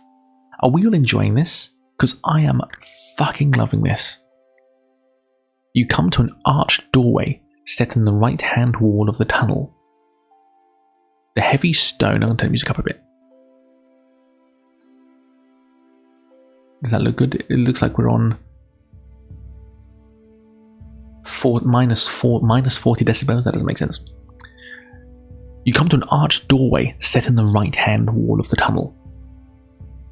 The heavy stone door is locked, but there is an iron latch and a round handle. Twitch chat, we have another poll. If you wish to try the door, what do EHAT do? My hands are... It's getting cold now. Ooh. Is that too loud? Please tell me if it's too loud, because I don't want to watch my VOD and realise it's too loud. That's your responsibility as chat. So try door. Continue along tunnel. Twitch chat, you have 1 minute to decide. These, to be honest, these poll choices are easy to me. I'll poll them, but it's basically here's something, or do you want to continue? Okay, here's something else, or do you just want to continue on? So like, I'm sure this book, I hope this book is either trying to make us think that we want to open every door, and then it rewards us, and then punishes us. I hope it's like that. Because this is either, here's a door with a prize, or do you want to not go through the door and take the prize? So this isn't really a choice. This isn't like you see a man. Do you want to talk to the man or go through the left door? I voted, even though you'll probably ignore the poll and do your own thing anyways. Listen, you are doing your part just by being here. If you if you make the wrong choices, I might step in. I remember this. Lifting the latch and pushing the heavy stone door open, you find yourself in a large cavern. The light is dim and murky, but as your eyes begin to adjust, you see that the walls are covered in green algae and running with moisture. The floor is strewn. Strown? How do you pronounce that word? Strewn. I'm sure that's not how you pronounce it. The floor is strewn with straw. The atmosphere is warm, damp, and fetid, and a soft humming sound fills the air. You step gingerly through the straw on towards the corner of the cavern. Strewn. Thank you. The corner of the cavern, where there appears to be a shallow pit. Peering warily into the pit, you are disgusted to see a mass of pale, writhing worms, some as much as 1/2 meter long. Utterly nauseated, you're about to turn away when you notice that their undulating bodies are swarming round a dagger. Its point held fast in a crack in the pit floor. The hilt is cased in black leather, studded with opals, and the blade is fashioned from strange reddish-black burnished metal you have never seen before. You long to touch the dagger, but this would mean plunging your hand in among the writhing worms. Good night, Mutton. Thanks for hanging out. I look forward to your stream tomorrow. Good luck with the partner push. You're bloody there as well. I can't wait for you to put the application in, but I'm not going to say that anymore. Take care, Rachel. Good to see you. Reach. What was it? Dagger or no dagger? So chat, you got 1 minute to decide. So hilt is cased in black leather, studded with opals. The blade is fashioned from a strange reddish-black burnished metal. It's a Daedric dagger, isn't it? It's a Daedric dagger. Good night, Rage. I'll see you soon. Twitch chat, what do? No dagger. Who's voting no dagger? Whoever voted no dagger. I'm joking. I'm joking. We can all do what we want, but go for the dagger.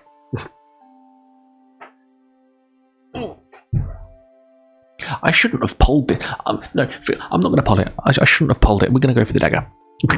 Taking it because we've done it before. Because we've done it before as well. Taking a deep breath, you lean over the pit and plunge your forearm into the mass of wiggling worms. They are cold and clammy and feel extremely nasty, but at least they are harmless, and you are able to seize the dagger by the hilt. You give it a hard tug, and it comes away from the crack in which the tip was embedded. Admiring its beauty and wondering whether it might have once belonged to some luckless contestant, you put the opal-studded dagger firmly in your belt and leave the cavern. Turn to 174. As you make your way back to the doorway, the buzzing sound increases in intensity. You look around desperately to discover where it is coming from. Glancing up in the nick of time, you see the huge and grotesque black shape of a giant fly emerging from a recess high up in the cavern wall. As it gets closer, you realize that it is at least 1.5 meters long. Its opaque wings vibrate, making the sickening buzzing noise you can hear. It has 6 black hairy legs, and its 6 black hairy legs are poised to grasp your body. Below its multifaceted eyes is a long shiny black proboscis. Proboscis, that's a plant, isn't it? Proboscis. Or hibiscus, I mean, isn't it? Proboscis, which darts in and out venomously. That's the little sucky thing on like a mosquito, I know. I wasn't told that last stream, I knew that before. You have stolen the giant fly's treasure from her brood of maggots, and you must take the consequences. Test your luck. We need 8 luck or below. That's perfect. If you are lucky, you manage to evade the outstretched legs of the diving giant fly. Stepping back, you draw your sword and prepare to fight the hideous insect as it turns to attack you again. Fight. That's very loud, isn't it? Is it loud? That looks loud. I'm gonna have it on half. Do you see what I mean? This is a new battle music because this is a new Stalking Danger. This is great battle music, isn't it? So if we escape, we just go back the other way we came. I want to continue. 3 more hits. Looking good. They have 7 skill added to their dice roll. We have 12 skill added to our dice rolls. Oh no. Ooh, that might be worse. Oh, I'm gonna nail this. 1 more hit. Nice. If you win, turn to 111. If you're reading along at home, turn to page 111. You wipe the vile yellow slime from the blade of your sword and walk quickly to the door, back into the tunnel, and head north. Thank you. Congratulations on first, Spadmine. The tunnel ends shortly at a junction. Looking left and right, you see a narrow passage disappearing into the dim distance.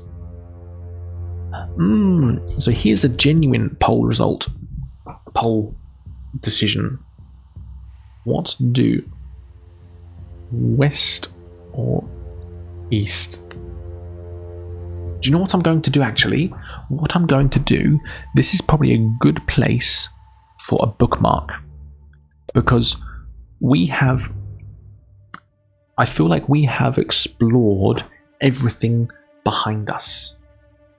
And this is the moment, page 267, this is the moment where we might want to come back to and explore the other route. I like restart on death, but it does get in the way of progress somewhat. I'm going to take this opportunity to try and fix my green screen a little bit, because I don't like, I just don't like, look, it's fuzzing. Let me do it again.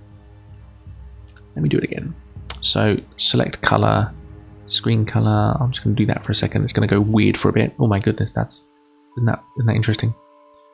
So now select screen color again. I want that screen color. Okay. Oh, that's actually quite good, actually. Similarity 20. A little bit of flicker, but I think that's better. There you go. I wanted me bigger so I can see more of the fuzz. 100% with 1 vote says east. Thank you, Spud. I do remember this. I wonder how close we are to the end, because I remember all of this. We've been playing for an hour and almost for 2 hours, and I remember all of this. So I wonder how much more there is. You walk down the passage and soon find yourself standing at the edge of a deep, dark pit. The passage continues east on the other side of the pit. You think you could possibly jump over the pit, but you are not sure. There is a rope hanging down from the ceiling over the centre of the pit. Will you throw your shield and jump over the pit carrying no positions, or reach for the rope with your sword to enable you to swing across the pit? I remember if you do the third option, the rope isn't actually tied and you fall, but that may give us access to different parts of Deathtrap Dungeon. So I'll do all the results, but just know that the third result will not get us to the other side. We will do a different course of action. I'm not trying to sway you. Genuinely, I'm not trying to say don't do that. Potentially do it, because I know that it's you know what I mean. I'm not saying, do or don't do things. On this occasion, I'm not saying what to do, but just be aware the third option, we fall, but there is other things to do. I think that's the case. So throw shield and jump with everything, I think is how I'm going to explain it. Jump, so jump, throw shield and jump with everything, rope, brackets, fall, but not death. If it was death, I'd omit that option and we'll just do the first two, but you can do any of these three.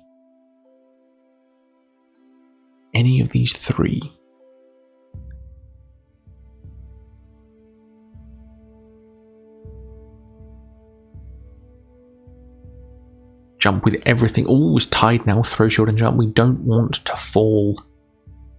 We don't want to do the rope and fall. I need some more voters. If you're lurking and want to take part, please do so. I encourage you. If you're on YouTube, come over to Twitch. You can vote. I must go tonight as well. Have fun. Thank you for stopping in, Zoe. It's always good to have you around. I'll see you again soon. When's your next stream? Are you streaming still? I'll hope to see you next week. Next week, Sunday. I should say this at the start, shouldn't I? Sunday stream. Sunday at about 9 PM AEST, which is, what, midday in England. Weekly streams with BIM.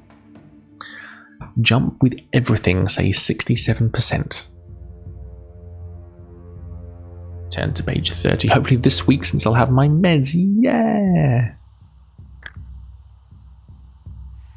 I hope you have a good rest and wake up with the well-rested bonus, which gives you double XP for 24 hours. Test your luck. What is our luck? 7. Perfect. Looking forward to it as well. Your armor and sword weigh you down, but you manage to land safely on the far edge of the pit. You waste no time and head east. Okay. I wonder precisely what we've missed out on, content-wise. Is this the best choice? Is the choice where we don't hurt ourselves? But is this the best choice? The tunnel makes a sudden left turn and continues north for as far as you can see. You soon arrive at a closed wooden door in the left-hand wall.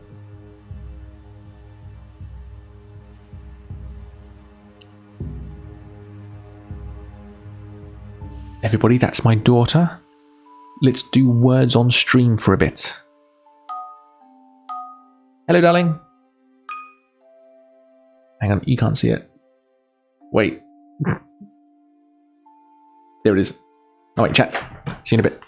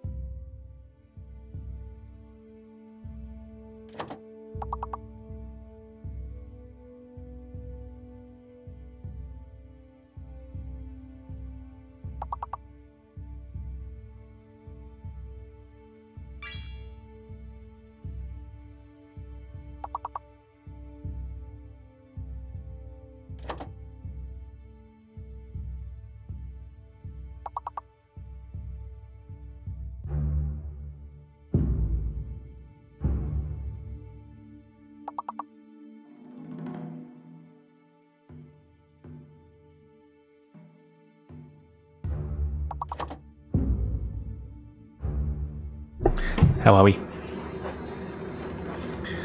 I'm not back just yet. I'll just turn my camera off so you can see better. Can I full screen this? No. Sorry for covering the words.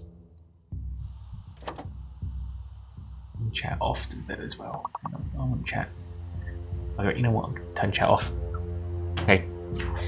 I'll be back in a second with a baby.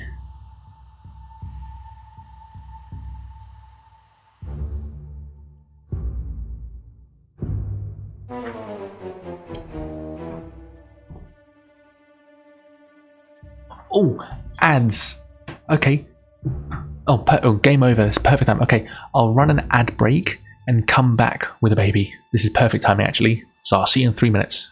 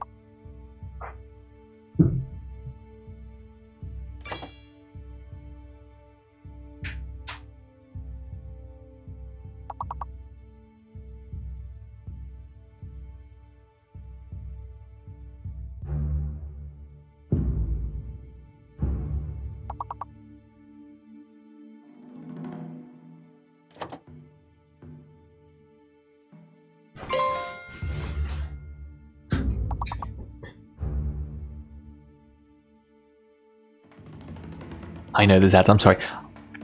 I'm going to come back with... Hang on. A baby, and then we're going to look through the bloopers of my latest video.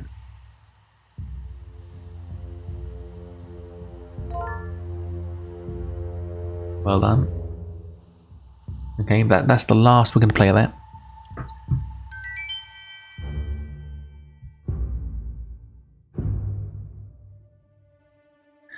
Let me turn the music off though. Okay.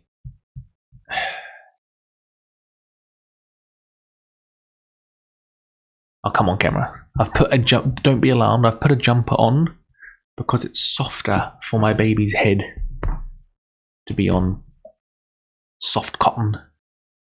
So don't be alarmed.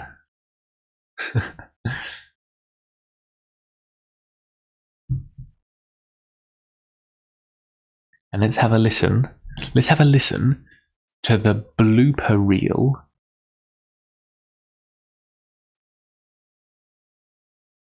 This is going to be quite funny. I can't remember if they're any good, if I'm completely honest, but let's listen to the errors when it gets going. This is my editing software, DaVinci Resolve. It's free, you can pay for it. Let's go to the script. I'll set all this up before I should be sitting down tonight. So, that's always a good sign, isn't it? Okay, so get rid of that. So how I've organized this is, so how long is the video? 39 minutes, is it? I was recording for 1 hour, 12 minutes. So there's 45 minutes of errors. So how I've organized this is the top line, A1, audio 1, is what is in the video. Okay, I don't want to listen to that. We're going to delete that. Boink. And then what we're going to do, then track 2 is the errors. Track 3 is the particularly good errors that I wanted to have included in my... Well, what's track 4? That might be a special treat. So track 3 is what I wanted to include or look at and consider to putting it in the end of my video, but I forgot to bloody do that. How annoying is that?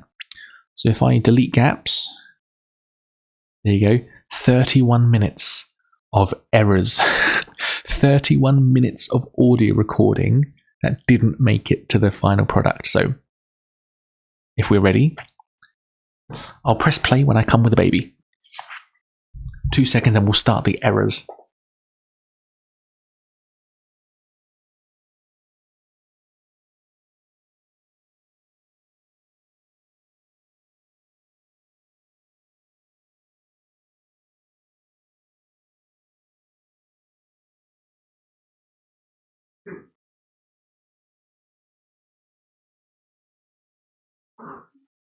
Please welcome special guest. So this is either going to be funny. This is either going to be funny, a little bit cringy, or just bad. I might just pronounce it wrong. It might be quite funny. It's oh, sorry, darling. Let's go. We catch a ship from an unspecified space. He's got a shield, which seems weird, but no matter. I shoot him in the leg until he's got a shield, which seems... The minimum is always 0. The minimum is always 0 volunteers. So with 0 relation, it is possible to get... The minimum is always 0. So with 0 relation, it's possible to get... Oh my goodness. With 100 this is totally optional. We'll be doing a lot of these quests throughout this run, so it's worth noting. We'll be doing a lot of these quests. Oh my goodness. We'll be doing a lot of these crests. Nords don't have any cavalry troops. Nords don't have any cavalry troops, so you might think this is a way of I'm tripping up over my words. We get to Fanada. We get to Fanada, and 3 men offer to join us. Riding to the Elder. We get to Fanada, and 3 men offer to join us. Riding to the Elder, we ask for a quest. Hang on. Then, with no points into spotting, the skill that determines... With no points into spotting, the skill that determines... It's a 27 versus 4, but it's me that deals all 4. Including all of the Bannerlord faction-specific equipment. Including all of the Bannerlord... Join the Discord to view these and have another... Join the Discord to view these and have another pet pics and meme source. Link in the description. No, I don't like that. No, I don't like that. Join the Discord to view these. Join the Discord to view these and to have another pet pics... The hideout is near Ambeam, so ambush the looters, saving the brother, who thanks us. Returning to the merchant, he rewards us, and... The hideout is near Ambeam, and so ambush the looters, saving the brother, who thanks us. Returning to the merchant, he rewards us and asks for one final favour. I've never quite understood this part, but apparently the captain of the city guard is corrupt and has hired thieves or something to steal from the townsfolk, but our merchant friend wants to start an uprising and basically wants me to lead his friends into battle against the city guard and take justice into our own hands. I'm gonna stop it there just for a second, and I'll get the. I think I want the. Oh, I'm sorry, darling. I think I want the thumbnail to the video. You can see. I need two hands. You can see. I've deleted the gap, so it's all flowing into one. But you can see where I've cut it, and that's me like either deleting a gap of just silence when I'm getting my head straight, or there was a good bit of audio that I put in the footage, and none of this is the good audio.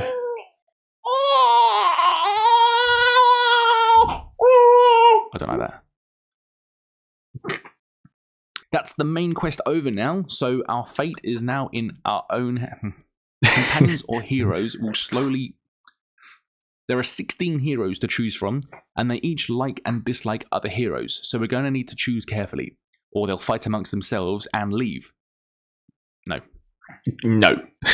We can split them into 4 groups. 2 groups of 5 and 2 groups of 3. For a maximum possible combination of 8 companions, you can choose... The lip smacks as well. For a maximum possible combination of 8 companions, you can choose one of either group... No. Alain dislikes Minard and Nizar. No, wait. So, what I did in the video... Let me pause it a second. What I did in the video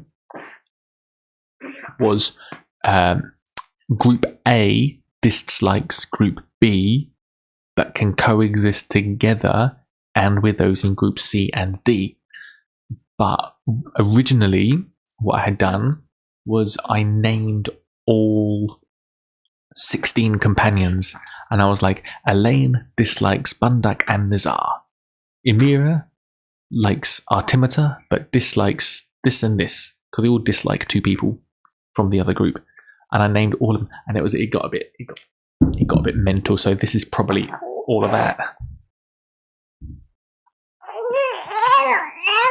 I'm sorry. Sea Raiders are surprisingly well armed, and most hold. We win against another group of 19, and now we must sell our loot as our inventory is full. We have 38 troops, but have spaces for 32 more, so let's recruit. We go to Odosan and get the current maximum of 6 recruits. We go to the Elder and ask for a quest. It's the bloody cattle quest again, but this time I give it a go. 7 the heads Windows of cattle, so it'll take 2 trips. Accepting quests also refresh the recruit availability. That's why I didn't make it, because the Windows here. Cattle are expensive, and so are wages. Oh, I wonder if that went out. Let me do it again just in case the noise happened. We win against another group of 19, and now must sell our loot as our inventory is full. We have 38 troops, but have space for a We win against another group of 19, and now must sell our loot as our inventory is full. We have 38 troops, but have spaces for 32 more, so let's recruit. I don't like it. Why is it so difficult for me to read my own scripts? Add in Nightfall and getting separated just slightly. I make it. I now have 8 relation with Odosan, so now the volunteering. With a full party of 72, we start the cycle again. We fight a 72 versus 20 Sea Raid. I dedicate my win at the tournament to her, and she we find our first companions, Ferentis in Varsheg, and hang on. We also find our first companions, Ferentis in Varsheg. We repeat this cycle of visiting our lady friend Catelli. How do I say that? Visiting our lady friend Catelli. Her name. Village Frek. I decided this on a whim, as with 79 mid to high lit. I decided this on a whim, as with 79 mid to high tier students. Students. But I'm not.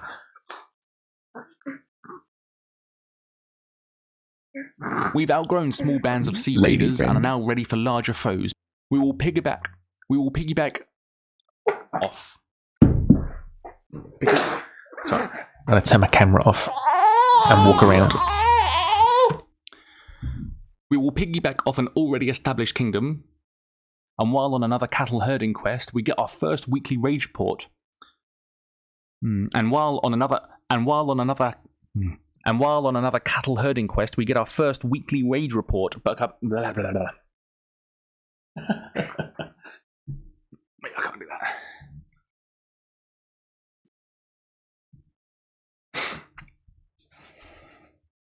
And while on another, we've paid rents from Ruvar, and to pay our troops' wages, we're paid rents from visit the woman. Visit the woman. I venture forth and quickly find a battle. Oh, Swadia are cavalry specialist factions. Swadia are a cavalry. The first top-tier Nord troop we Rage have report. came from freeing a prisoner. We even had the chance to take King Harless prisoner. I freed him instead, though. Not too sure why. I think I was trying to gain some good karma so that the... I freed him instead, though. Not too sure why. I think I was trying to gain some... Not too sure why. I think I was trying to get some sort of good karma so that RN Jesus was nice. After scaling the ladders, the bloodlust was satisfied. Was satiated. Is that how you say it? Satiated? We visit the Lady Catelli, who is sure... We visit the Lady Catelli, who is sure to welcome us home as a war hero, but she tells me that we can no longer see each other. She has accepted a proposal by...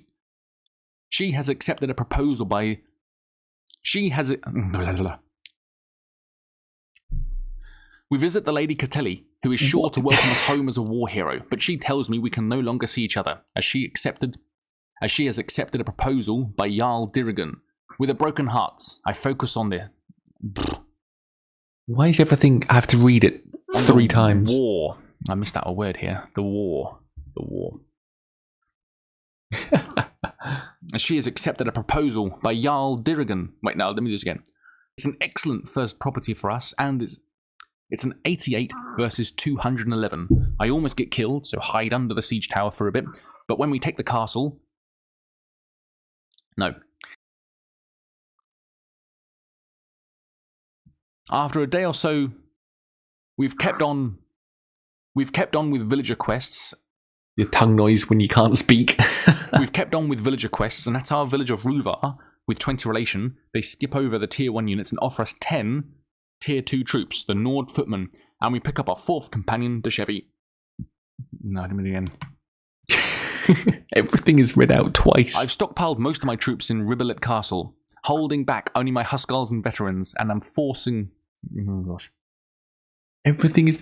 None of this made it to the video. This is all the mistakes. And I'm reading everything twice here in the mistakes. I've stockpiled most of my troops at Ribelet Castle, holding back only my Huskarls and veterans, and I'm focusing on recruiting low-tier volunteers and stockpiling them in my castle when my party limit is reached when... Hang on. I've stockpiled most of my troops in Ribelet Castle, holding back only my Huskarls and veterans, and I'm focusing on recruiting low-tier volunteers and stockpiling them in my villages. And I'm focusing on recruiting low-tier volunteers and stockpiling them in my castle when my... Lip smacks. We had recently declared war. I have 66... 1257.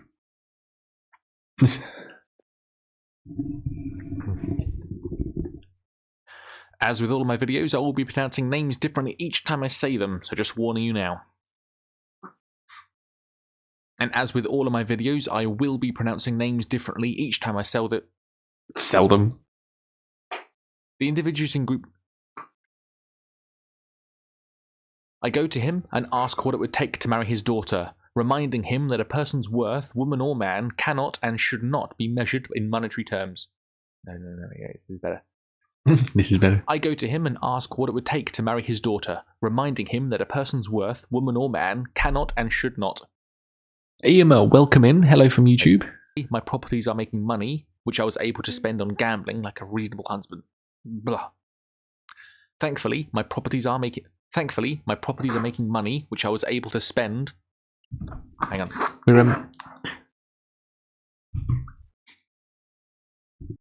I'm just feeding my baby daughter. Oh, my camera's come back.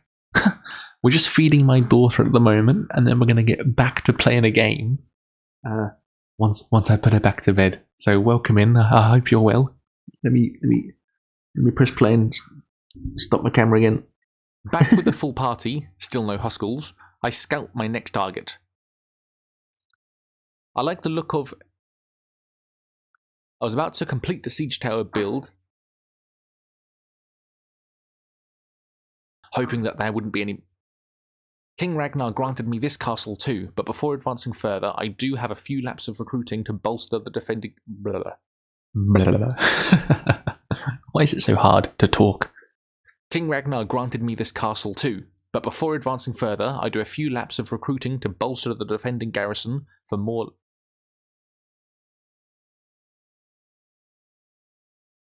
What's the garrison?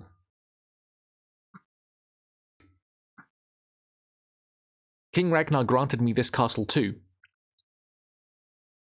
By the way, we've seen a siege tower takes 90 hours, and we have 21... King Ragnar. It's Ragnar. All the time I don't own it, Uxul's I want to wait, so I save the village, then raid it. I've been specking all the companions. I've been specking all the companions to be archers, so I place them at a vantage point and help them. Hang on. I've been specking. This battle was perhaps saved by the fact that. As it was a village. This battle was perhaps saved by the fact that, as it was a village battle, the enemy cavalry. The enemy's cavalry spawned in dismounted again.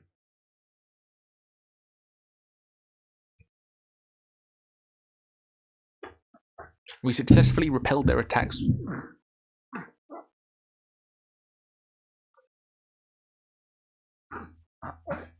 And started building a school. A school increases the relation by +1 every month and costs 9,000 dinars, and it will take 93 days to complete. So it's... hang on. A school increases the relation by +1 every month and costs 9,000 dinars. And get rid of that. Go again. Checking the map, still can't decide which way up it is. Swadia are 6 castles and towns. By the time I've collected 467 men and stockpiled them in Uxul on the 30th... Good grief. I fill my party with the... I see my allies at Karau. By the time I get there, it's... so that he might grant me more... so that he might grant me more land. This is shocking, isn't it? We win, obviously.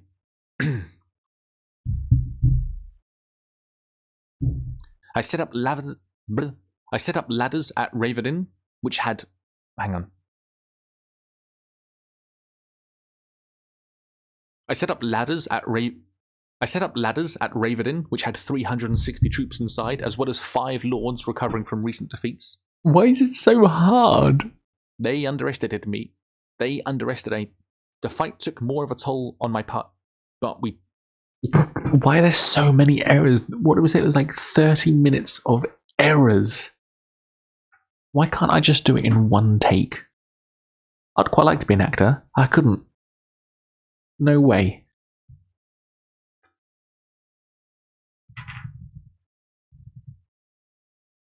Not a chance.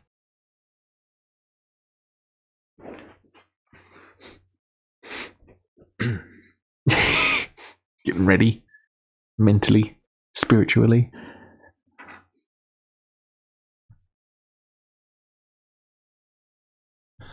I press on and attack the city of Riversheg, and for some reason a band of 28 sea raiders intercept me. After taking the city, we got given it, so King Ragnar is back in my good books. That was right. After taking... in the December, we take Kuden Castle, Beluga Castle, hang on. This is a good one. Slezsk Castle is a K at the end. In the December, we take Kuden Castle, Beluga Castle, Slek Castle, Jarib Castle, where we take the Vagar King Yaraglek. Yaraglek. In the December, we take Kuden Castle, Beluga Castle, Slek Castle, and Jarib Castle, where we take the Vagar King. Yeah, there's a Z and a K in In the December, Slezsk. we then took Iruma Castle and Radigir Castle, which were left. We then took Iruma Castle and we take it and seemingly single-handedly win the war with the Vagars on 20. Unfortunately, out of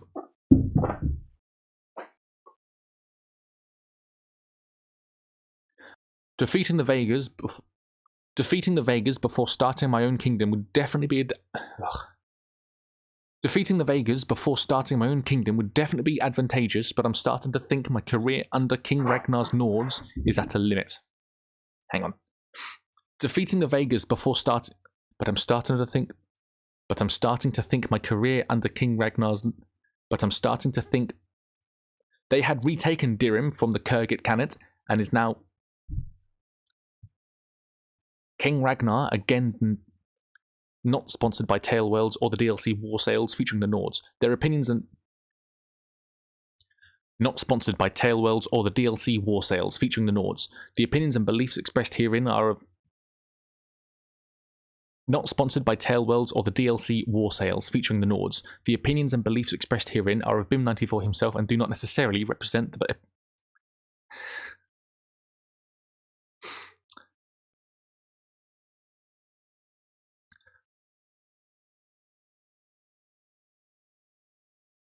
We simply cannot be everywhere at once defending our multiple... I did, however, lose Dirim 2 days into the war. There was no garrison. I was waiting on King Ragnar. There was no garrison. I was waiting on King Ragnar to give her to me. And I couldn't spare any troops from my party, so I could remain. After they took Dirim, they offer peace, but I'm just getting started. I took Beluga Castle again, but this time I decide to get who keeps it. I'm a solo kingdom still, so go to my capital, Uxal. I took Beluga Castle again, but this time I decide to... None of them are Nords though, which is the rule of this video. Only Nord, weapon and armor. One second. None of them are Nords though, which is the rule of my video. None of them are Nords though. If I talk to and deny these lords, they will filter out into the other kingdoms and 1 week into the war and we've already... Our shields are winning this war now. In 1 week's... We had a vantage point and overcame our... And then we finally recruit... Also, the Nords lost Dirim again. This town has changed hands every time I look at the map, it seems. Next on our war agenda is Tyr. It's heavily guarded, but they're... Next on our... It's heavily guarded, but we're all... Oh my goodness. Sometimes with towns there's a... Alayan. They've been missing since our defeat.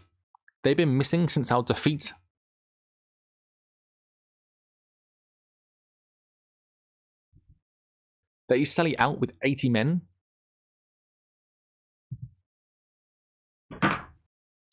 When we're released, I see I still have... I've lost all my reputation.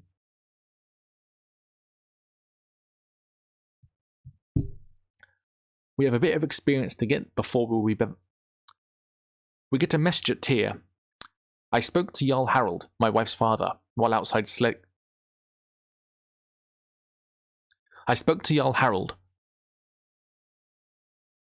I started circling the map as best I could, specifically to find my companions back, as I am... I started circling the map as best I could, specifically to find my companions. To get my companions.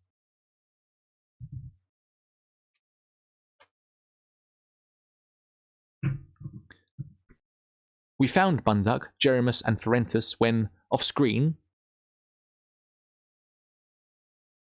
we got Emira.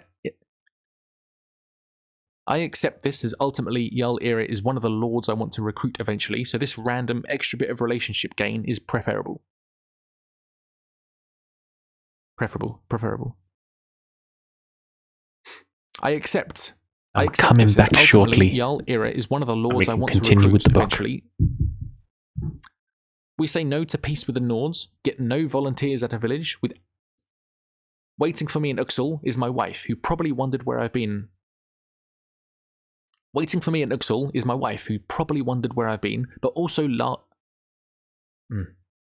Waiting for me in Uxal is my wife, who probably wondered where I've been all this time. No. We have a good Haringoth Castle, Senazga. Wait. Senazgda. Senazda Castle, Derchos.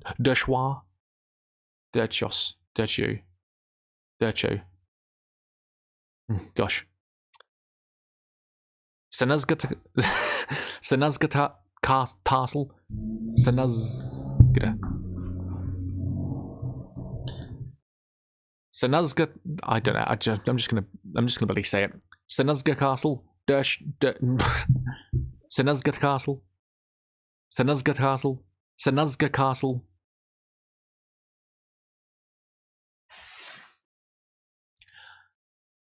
I have been lucky that I have not had wars with multiple factions simultaneously. When a town belongs to Kingdom A... Hang on. When a town... to clean the lands in the Nordlands, but... Hello everybody. I am back.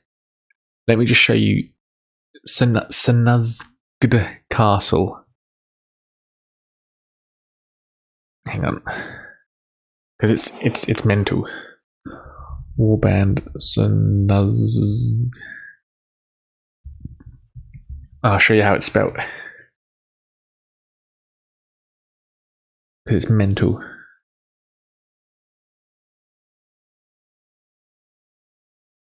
Oh, it's not. It's literally it sounds as I said it. Senazgda.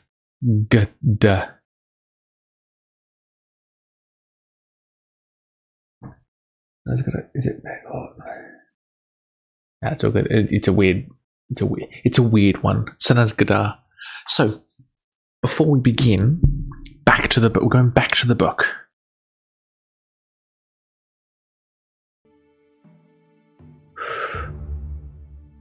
There we go. Stalking danger. We're going to open another one of my beers that I made. I am really enjoying this one. The first time I've ever made beer. I don't know how explosive this is going to be. I don't want to wake everyone up with it or wreck my electronics. Fuck me. Did my hair go?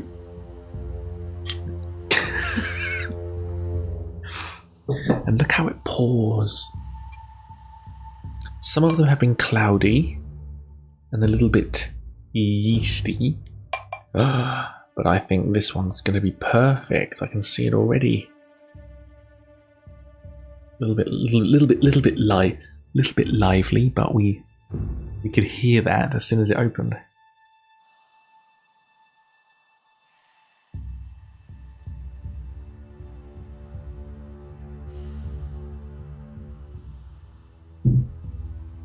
Wait for the head to settle a little bit. That is pretty clear. You can see this. You can see the suds. What I like on a beer is a good sud. I can actually see cloudy yeast being poured into it now. So I think I've just made it cloudy, but that's still pretty fine. You can't quite see the magnificence on that camera. Hints of beer.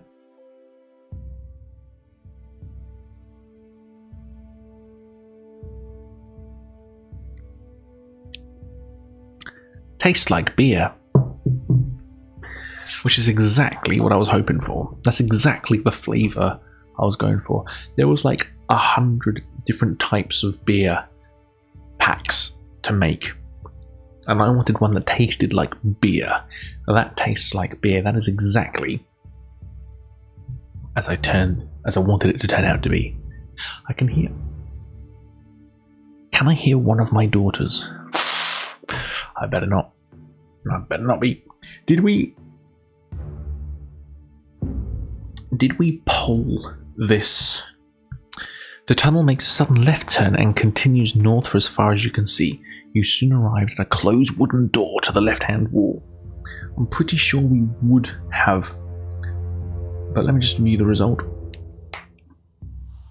We didn't pull this, but with no context of whether we want to or not, with no context other than there is a door, do you want to open it? I think we're going to open the door. The door opens into a large candlelit room filled with the most extraordinary, lifelike statues of knights and warriors. Oh yes, I remember this. A white-haired old man dressed in tattered rags suddenly jumps out from behind one of the statues and starts to giggle. Though he looks like a fool, the sparkle in his eyes makes you think there is more to him than is apparent. In a high-pitched voice, he says, "Oh good, another stone for my garden. I'm glad you have come to join your friends. Now, I am a fair man, so I'll ask you a question. If you'll answer correctly, I'll let you go free. But if you answer wrong, I'll turn you to stone." He starts to chuckle again, obviously pleased with your arrival. I wonder, if we attack him, do we get a different bonus thing? I know what he's going to ask me, and I know the answer to his question. But if we attack him, do we simply miss out on that, or do we get new things? We're not going to make a run. We're going to go for the question. The old man points at one of the statues and you recognize it immediately. It is the knight who started the Trial of Champions, so we know two of them have died now, one of the barbarians and the knight. The agonized look on his face, locked in stone for eternity, the old man smiles, saying, "This man weighs 100 pounds plus half his weight. How much does he weigh?" We thought 150. Because 100 plus half of 100 is 50, but the answer is actually 200, and that does make sense. If someone is 200 pounds, then it's 100 plus half of 200, which is another 100, so I suppose it makes sense, but the correct answer is 200. Still smiling, the old man looks at you and says, "Well done, stranger, you have answered correctly. I wish you good fortune during the rest of the Trial of Champions, and, to this end, I shall increase your powers." He then mutters a few more unintelligible words and you feel a powerful surge soar through your body. You gain 1 point to each of your skill, stamina and luck scores. Yay! You bid the old man farewell and leave his room to continue north along the passage. We've not taken any damage. It was 21, he's made it 22, that's why there's one missing, but we've not taken any damage. Turn to 100. Only a few meters further down the passage, you see another closed door in the left-hand wall. The letter X is scratched into its center panel. Putting your ear to the door, you listen intently, but can hear nothing. Open the door or keep walking. I think these choices upset me. I don't want to poll these options because we're always going to go through the door. I wish it said, do you want to barge in? Do you want to call? Do you want to knock on the door? I wish it was those sort of options. So let's open the door. The door opens into a large room.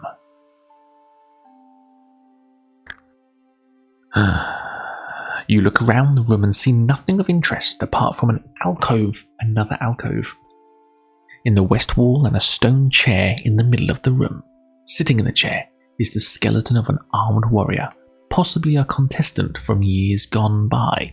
The skeletal fingers of its right hand are gripped around a piece of parchment. if you wish to take the parchment from the skeleton or walk to the alcove. I remember this before. If we take the parchment, he attacks us. And I think we can take the parchment, kill the skeleton, and walk over to the alcove, so I won't pull this either. Touching the parchment has precisely the effect you had feared. The skeleton lurches forward and, rising from its chair in a series of jerky moments, raises its sword to strike you. Lunging sideways, you draw your sword to defend yourself. It sounds loud. 3 hits is all we need. There's one of them. That's 2. Last one. That's 3. Easy. Once again you reach for the parchment, only this time it is lying amidst a pile of broken bones. Unfolding it, you see a map of a room with a drawing of a hideous creature inside it. Beneath the monster is a rhyme which reads, "Should you meet the manticore, of its tail beware. Shield yourself against the spikes flying through the air." Should you meet the manticore, of its tail beware. Shield yourself against the spikes flying through the air. You fold the piece of parchment and put it in your backpack, repeating the rhyme over and over to yourself. You walk across to the alcove. At the back of the alcove are some steps leading down into a cellar. Cobwebs brush your face as you descend. The cellar ceiling is quite low, and the floor is strewn with rubbish and debris. In the middle of the wall, opposite you, is an archway which leads into another crystal-lit tunnel. There are large mushrooms growing on the rubbish to your right. I remember this. And surprisingly, if you eat the mushrooms that are growing on literal rubbish, I think you die, or it's bad for you anyway. So let's step through the archway, because we have done this choice before. The tunnel continues west for several hundred meters, finally ending at some steps leading up to a closed trapdoor. You climb the steps slowly, hearing muffled voices above you. In the dim light, you can see that the trapdoor is not locked. We have been here before. Last time we did not knock. We burst straight through and there were 2 goblins, hobgoblins I think, and they were taken unawares, so I think we will burst through again. You throw the trapdoor open and run up the steps into a bright lantern-lit room. 2 goblins are sharpening their short swords on a stone set in the middle of the floor. You catch them momentarily off guard, but they quickly recover and both rush forward to attack you. I tell you what, I wonder if we knocked, would we have a dialogue option with them and befriend them? I wonder if that would be the case. Anyway, let's fight the goblins. Looking good. 1 more hit. Ooh, 1 more hit and we've got it. Nailed it. Now to the second goblin. This is going to take 3 hits. There's 1 hit. We're good at dice rolls now. This is a damageless run. Fantastic. We are triumphant. The only furniture in the goblin's room are a table, 2 chairs and a cupboard on the wall. There are 2 closed doors, one in the west wall and one in the north wall. I don't remember this, but we must have got this part. I will go back to polls, I promise, but we're obviously going to search the cupboard. The cupboard contains a wooden mallet and 10 iron spikes, which you put in your backpack while wondering which door to open. Twitch chat? What do?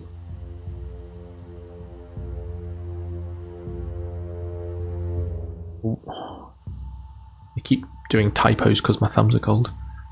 West door or north door? Twitch chat, you have 1 minute to decide.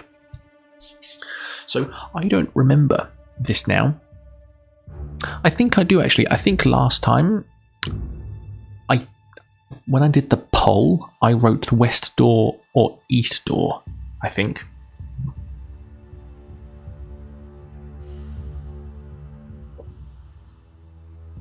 I'm going to sound really British, but it is quite cold, and this cold beer is almost unpleasant to my hand.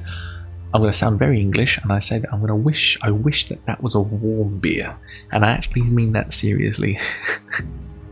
You don't need ice cold beers for ale. If you're in a cold country, you do not need ice cold beer. Ice cold beer is lovely when it is hot.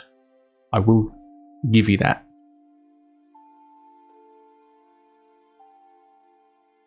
But on a wintry day, you do not need a cold beer. You want a warm ale.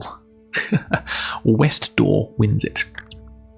The door opens into another tunnel. Walking west, you soon arrive at the door. And this is just the same page on repeat, isn't it? Jack sips. If the beer was hot, it wouldn't be ice cold though. There you go, wise words. How are you, boss? There's not much worse than warm. Yeah, but I want... Right. I don't mean warm beer. I guess I just don't want icy cold beer right now. Am I just picking anything to complain about? Because I am British and I can do that. We're going to open the door. We're obviously going to open the door. The door opens into a small room in which there is a human skull with jeweled eyes, resting on top of a marble plinth. A row of loaded crossbows is fixed to the left-hand wall, and two small wooden balls lie on the floor just inside the door.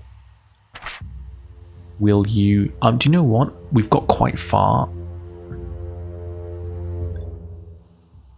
Can I delete that bookmark? Yes, delete. I forget what that bookmark... Oh, that's the... Excuse me. I feel like an ice cold beer on a chilly day will give you a cold or something. Jack, you see? Jack agrees with me.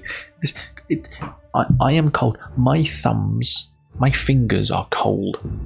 And touching an icy cold beer at midnight, when it is currently a blistery 11 degrees, I feel like I'm going to complain about. I've never complained about cold beer before, but I will tell you what, my beer is too cold.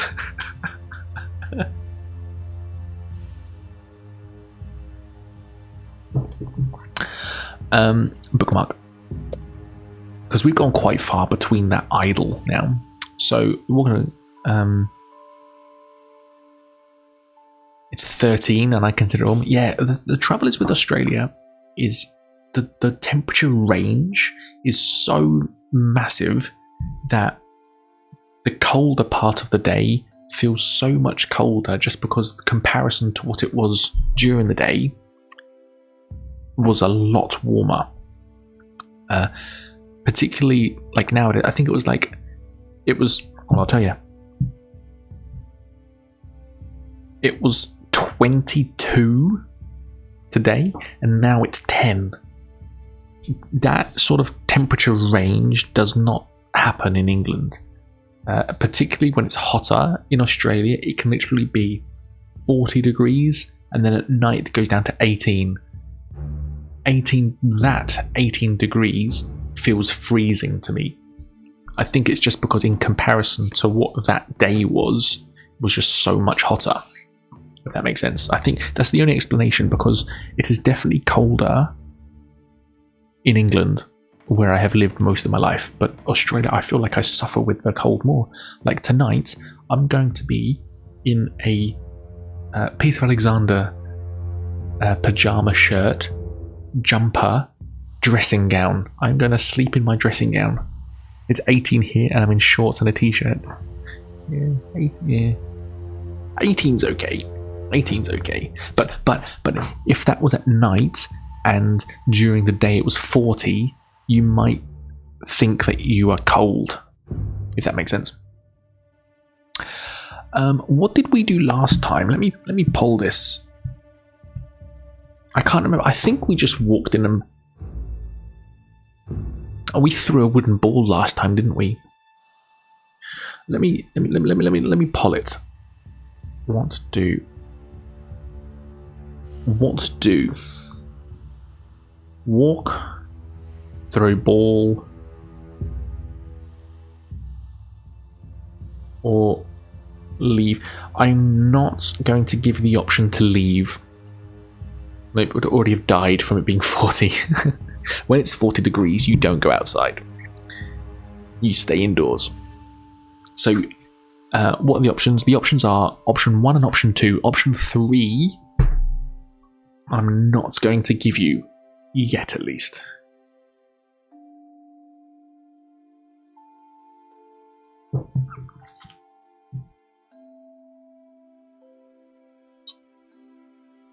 Yeah, it's really murky and sludgy in the bottom of this bottle. I wonder what it tastes like.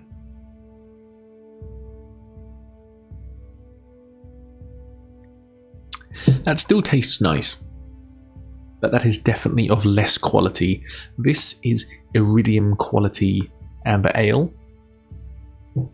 This is normal quality Stardew Valley amber ale. Stardew Valley. Who here knows Walk? Who here plays Stardew Valley? So I think last time we chose the wooden ball, but this time we're gonna walk in. We've bookmarked it, so it doesn't matter what we do. You crouch down beside the plinth below the crossbow's line of fire.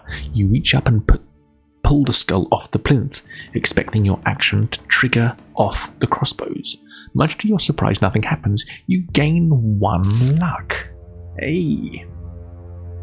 Still crouching, you pluck the jeweled eyes out of the skull. You recognize the yellow stones as topaz and place them in your backpack. Looking at the row of crossbows, you wonder whether a trap still awaits you in this room. Will you crawl? Here's a genuinely decent poll question. Those of you on Twitch, what do you do? Crawl out? Or replace the skill on the plinth? Do you read that? There's a typo. Replace the skill.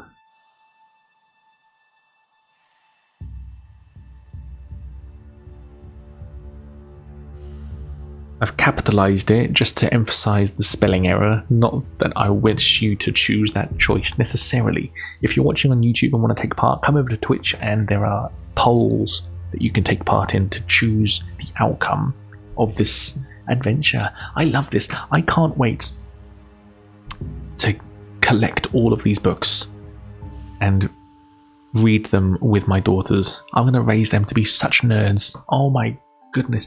These sort of adventures I think everybody should experience.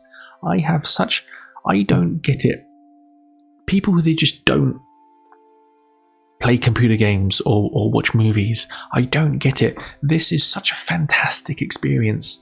Like I know that it has limits, and I know that it's not the best, but we're having a fantasy adventure, and this is fantastic. And for a young person, who perhaps things like Game of Thrones and Lord of the Rings is perhaps a bit too advanced for them, this is fantastic. This is fantastic.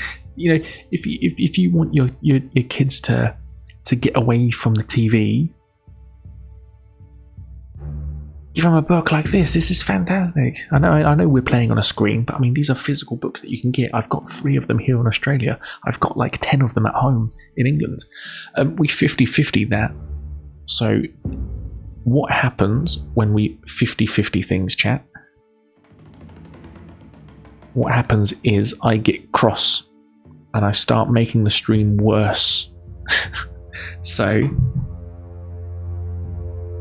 now that the stream is worse, I will ask you, what do you really do? Crawl out or replace skull? I will wait here as long as I need to, okay? Twitch chat, what do you really do? And this time, do it properly. You can do whatever you want, just do it properly, okay? There is no try. There is only do. Is that Star Wars? Is that Yoda?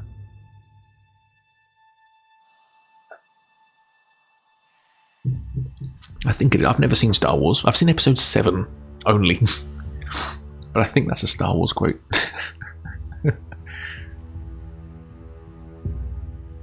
It's Toda.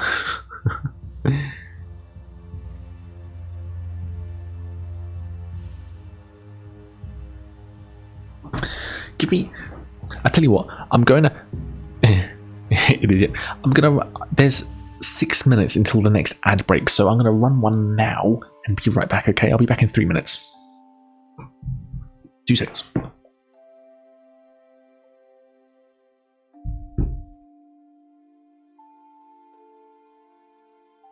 Good, good. Crawl out. Good.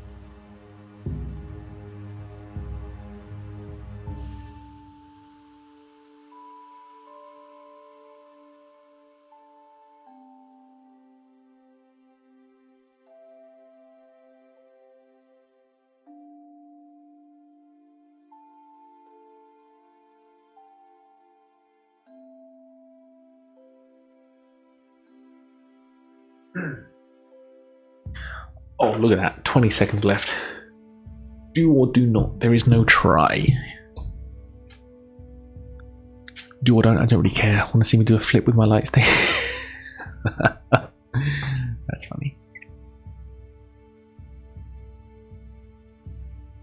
Okay. Are we all back from our lovely ad break? Giving me that 4 cents of ad revenue.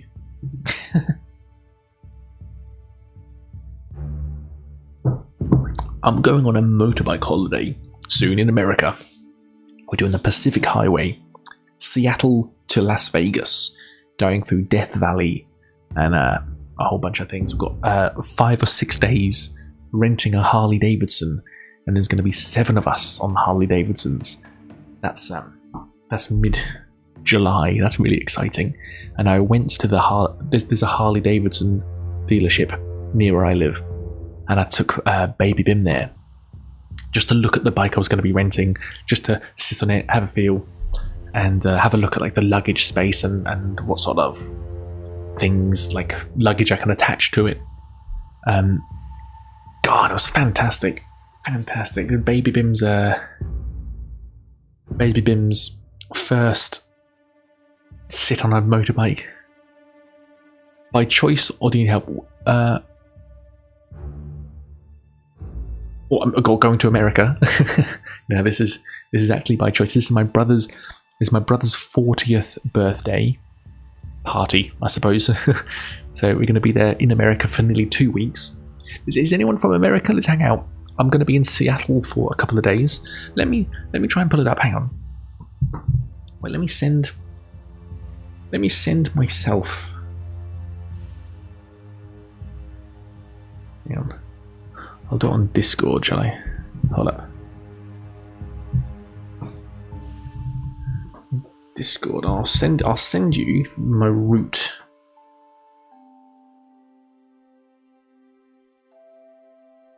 I'm only. Where am I? Here it is. And CG's right next door to Seattle. Yeah, Cornwall is very close to Seattle, isn't it?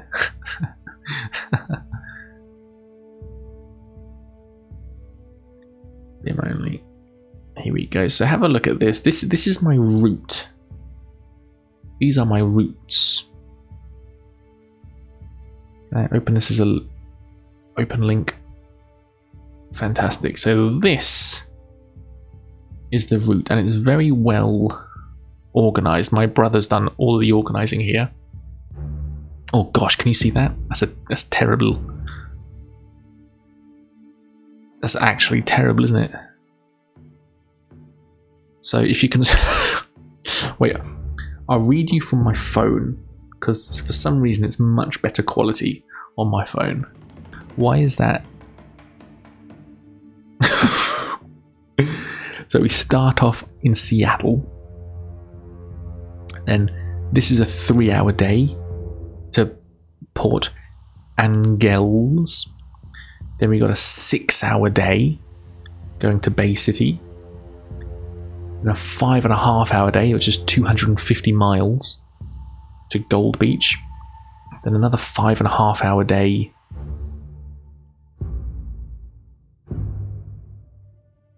which is 270 to Fort Bragg. If anyone lives anywhere near here, the country is so blurry. Let's hang out. If anyone lives anywhere near here, I mean, I don't have much. Between stops, we are riding motorbikes, 7 of us. But if you are at Fort Bragg, California, let's hang out. Then San Francisco. Then there's a couple of options here. Big Sur, I think that says. I'm not sure what it is. Lancaster. And then Death Valley. Make America high-res again. So the thing about Death Valley is it gets very, very hot. And what people have recommended is let's ask AI something. How hot does Death Valley get in July? Now listen to this. Death Valley is one of the hottest places on Earth, and July is typically its hottest month. Here's what you can expect. High temperatures around 47 to 49 degrees. Record highs often reach 52 to 54 degrees. Nighttime lows is around 29 to 35. What the fuck? And what reliably recorded was 56 degrees in Death Valley in 1913, though this record is debated. 54, that's still pretty high. July conditions in Death Valley are dangerously hot. Prolonged exposure, especially without proper hydration and protection, can be life-threatening. Always take extreme caution. So specifically, still not quite high enough to bake a meringue. That's the funniest thing I've read today. So what we've been, so you can see it's a 2-hour day. So it's one of our shortest days specifically, and we're gonna.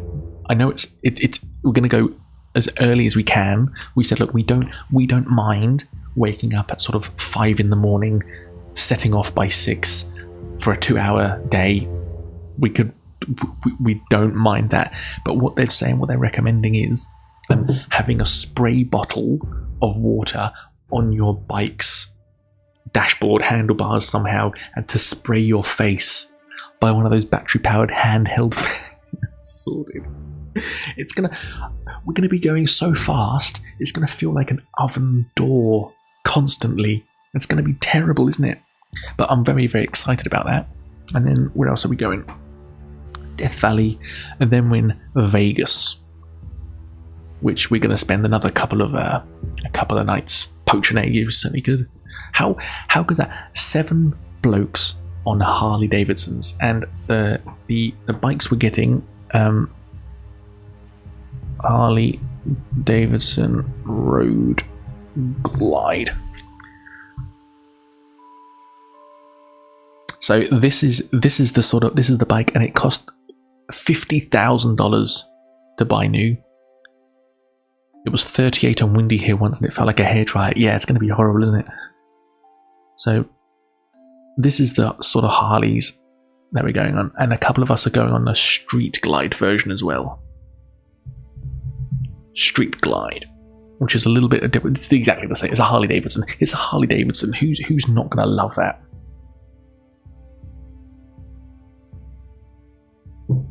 Have I spoken to you about this already, Spud? Are you the other side of Canada? Are you Toronto? Because this is nowhere near Toronto, is it?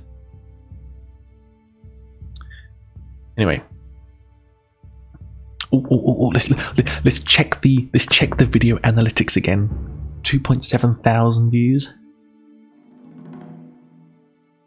Oh, 2.8. It's gone up by 100. How fantastic is that? Very good. Very good. I want that to be millions. My Yaris was only 10k. Other side of the continent. Yeah, okay. So what did we decide? Did we say crawl? Let's check the poll result. I'm shivering. I'm so cold now.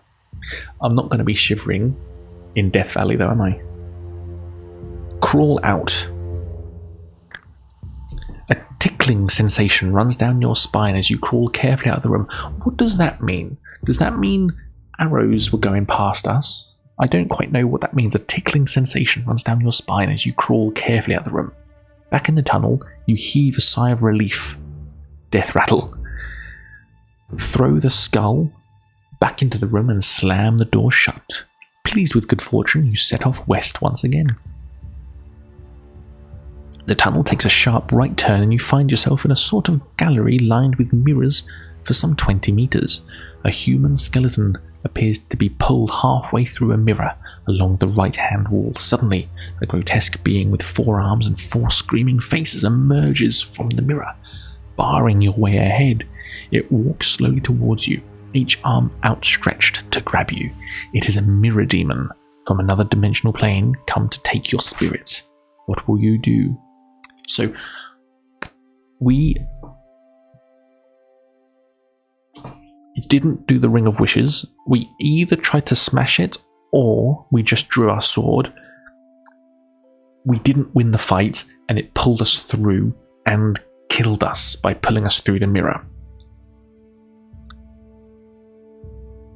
What do we do? What do we do? What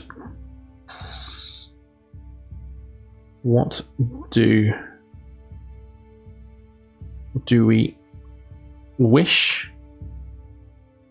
Do we smash?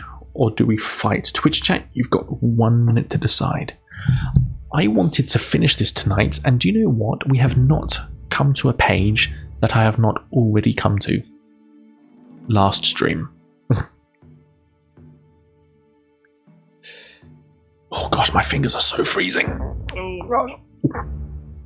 Smash. Are we smashing? Are we smashing? We're smashing, aren't we?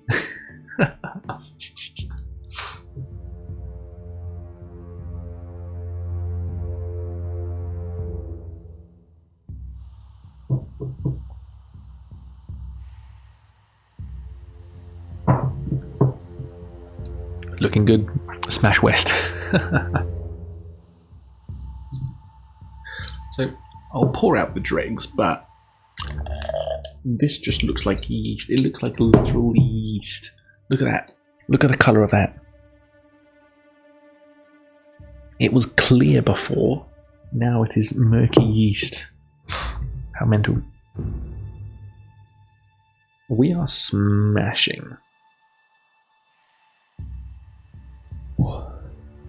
Smash the mirror. You swing your sword against the mirror with all your might. Looks like a latte, but no effect. The mirror does not break and the mirror demon keeps advancing. If you wish to smash the mirror again, Twitch chat, let's not poll it. Just write in chat, do we smash or do we fight? Just type it in chat. Let's get this going a bit quicker. What are we thinking? Smash or fight? I'm going to skip the poll for this one. Fight. Spudboy says fight. Interesting.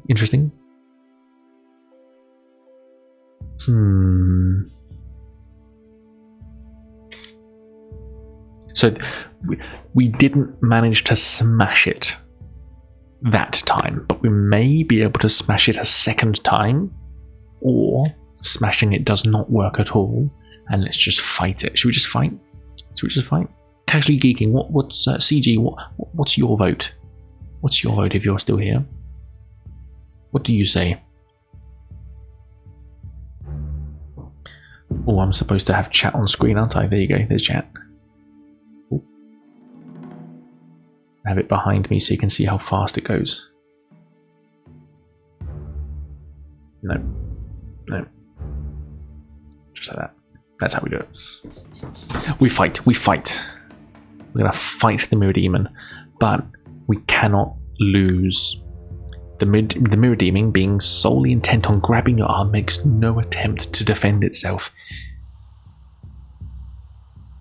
If, during any attack round, the Mirror Demon's attack strength is greater than your own today, so we have to win every dice roll. If we lose one dice roll, it grabs us and pulls us through the mirror and we lose. Okay? So, let's fight. Our skill is 12, its skill is 10, so we are adding... So as long as we are no more than 2 points less than the Mirror Demon, we're going to be okay. That's good. I'm actually quite nervous.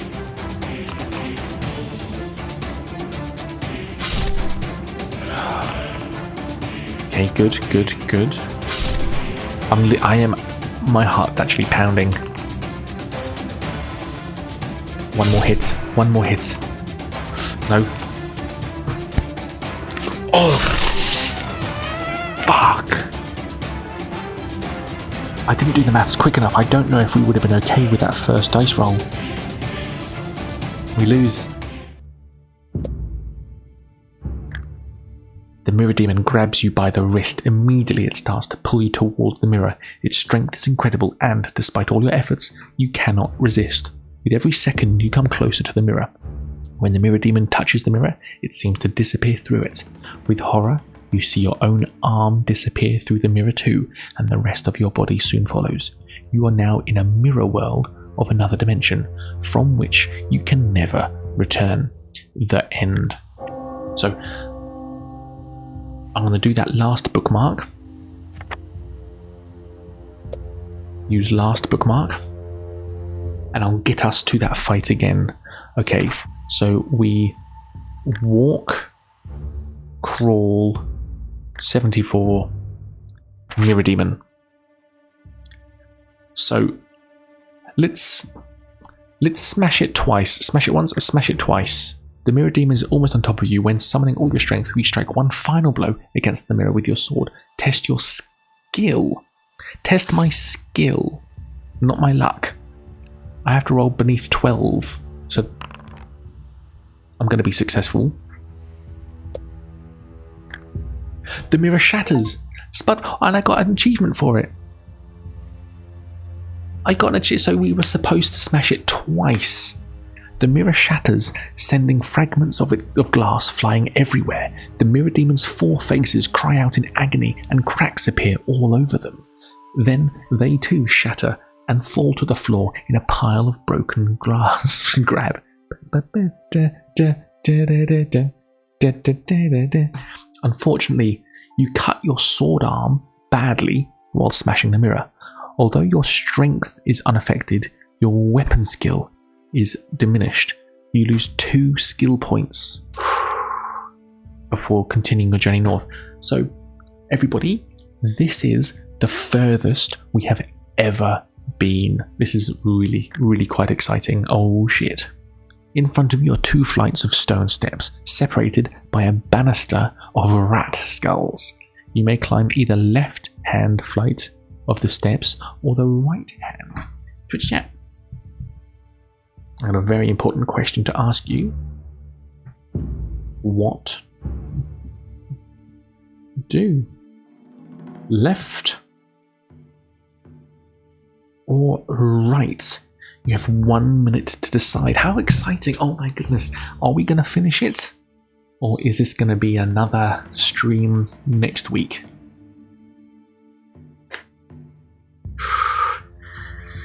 This really is exciting stuff. I bloody love these books. They honestly make me so happy. 1 minute to decide. If you're in chat, give it a vote.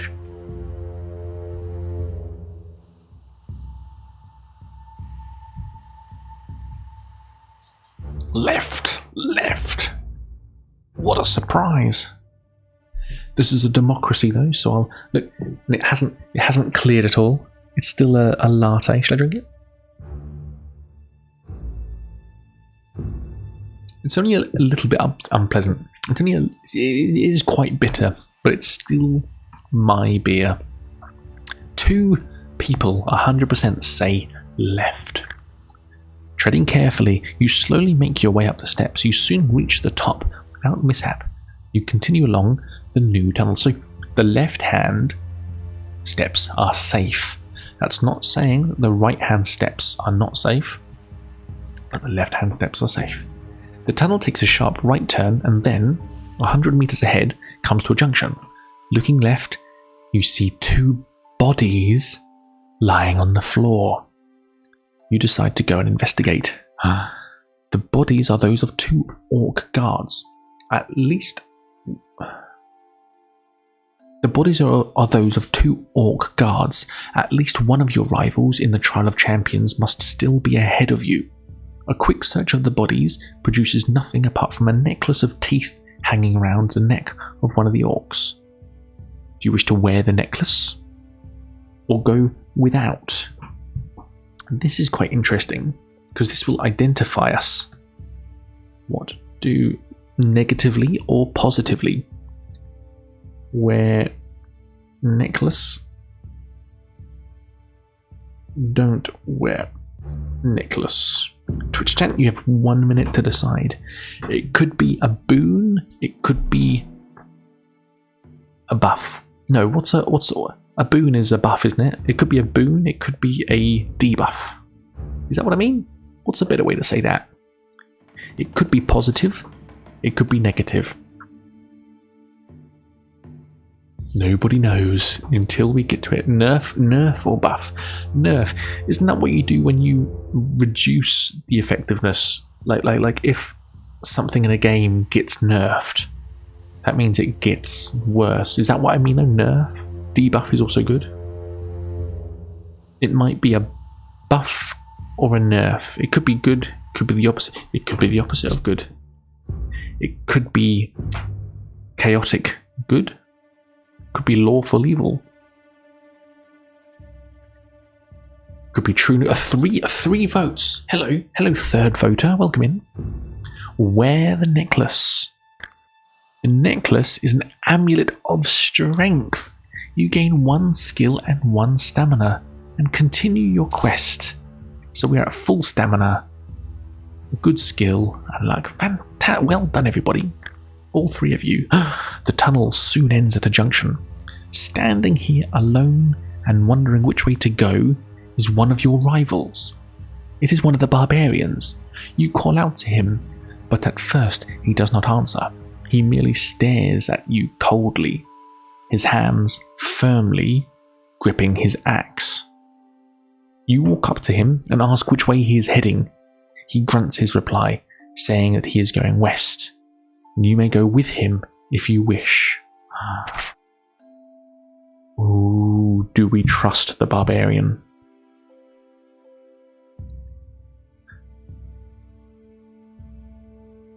What do? This makes me nervous. I like that we have a potential ally, but I don't like that we have a potential ally. Go with Babs. Go east. Do you know what? Those of you, I know that there are at least 2 of you, you like to go west first. Going west is going with Babs.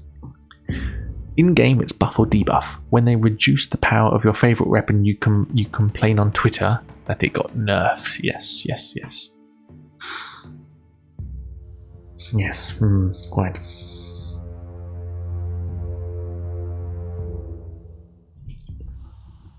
What are we thinking? What are we saying? Go with Babs. So we don't know if they actually know each other, but there were 2 barbarians. One of them got spiked to death by a spiky door, didn't he? So one of the barbarians has died. We saw the knight is dead too. I'm not sure if we've seen any other dead combatants. Go with Babs. Although you are slightly uneasy in each other's company, knowing that there can only be one winner in the Trial of Champions, you are both content to share in the benefits of a temporary alliance. I didn't know there could only be one winner. Why can't you just win the trial? You begin to tell each other of your exploits so far, of the monsters and the traps encountered and the dangers overcome. Walking along, you soon come to the edge of a wide pit. It is too deep and too dark to see the bottom. The barbarian offers to lower you to the bottom with his rope, saying he has a torch which he can light for you to use. Will you trust him, offer to lower him down as he is so eager, or suggest both jump over? What do? Accept? Lower Babs? Suggest that you both jump? Twitch chat, you've got 1 minute to decide. This is really exciting. We have not been here before. And we're going to finish it this stream. I bloody hope so. What are we thinking so far? No votes yet. I'm sort of inclined to trust this barbarian, you know. That's probably where I would vote. I'd probably accept both jump. Okay, there's still some time. It's 50-50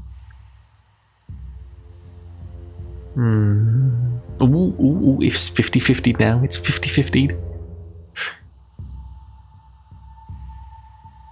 I know the founder. Hello YouTube. Welcome in. How are you? We're reading a book today.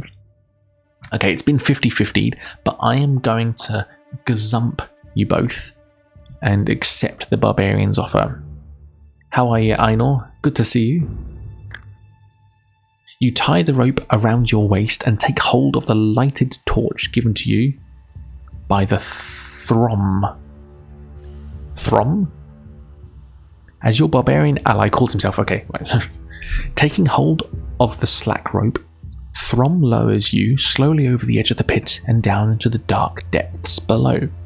You can see by the light of the torch that the sides of the pit are extremely smooth. Thanks for asking. I'm fine. Happy? I'm doing very well, thank you. I released a new video yesterday, and I'm sort of basking in the aftermath by celebrating with reading a book from the 1980s with Twitch chat. Every I really liked your video about Mandalay Warband. Yeah, that came out yesterday. I'm quite proud of that. I did that as a sort of a joke because Bannerlord are releasing DLC, which is called War Sales, and it features the Nords. So I thought, I know Warband has Nords, I'm going to call it War Sales, and then there you go. That's I'll get in there first before anyone has any chance to play War Sales. Excuse me. I'm glad you liked it though. If you are on Twitch and you want to get involved with these choices, I'm doing a poll for every choice we have in the book. So it's like you're playing. This is a choose your own. This is a choose your own adventure book called Death Trap Dungeon. So this is a book written in about the 1980s, or the first book was written in the 1980s. I know this might have been a little bit afterwards. This is called Death Trap Dungeon, and we are there's dice rolls and everything. We are a character called Twitch Chat. We have stamina, skill, and luck, and we've collected a whole bunch of equipment and clues, and we're trying to complete the Trial of Champions. And there's choices. It's like, do you want to go through this door, this door? Do you want to fight this? Do you want to fight that? If you want to get involved in the polls, come over to Twitch and you can choose your answers. If you're happy on YouTube, stay on YouTube though, and you can hear what this adventure book has to offer. You drop about 20 meters before hitting the bottom of the pit. There you see another tunnel heading north, and you call to the Throm and tell him of your discovery. He calls back, saying that he is going to tie the rope around a protruding rock on the edge of the pit and will come down and join you. Interesting book. I love them. We've done 2 of them so far. This is the 3rd book. I want to read them all. There's like 20 of them, at least.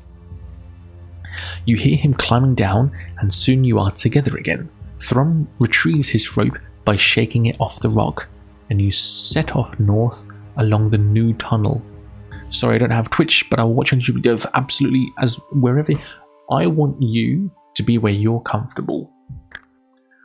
Honest, I tell you what, if you do want to take part, just type it in chat and I'll incorporate that into the votes. On a stone ledge in the tunnel wall, you see 2 dusty leather-bound books. Throm grunts his contempt for the written word, urging you to leave the books and hurry on. Will you, Twitch chat? What do? Open red book. Open black book. Or continue.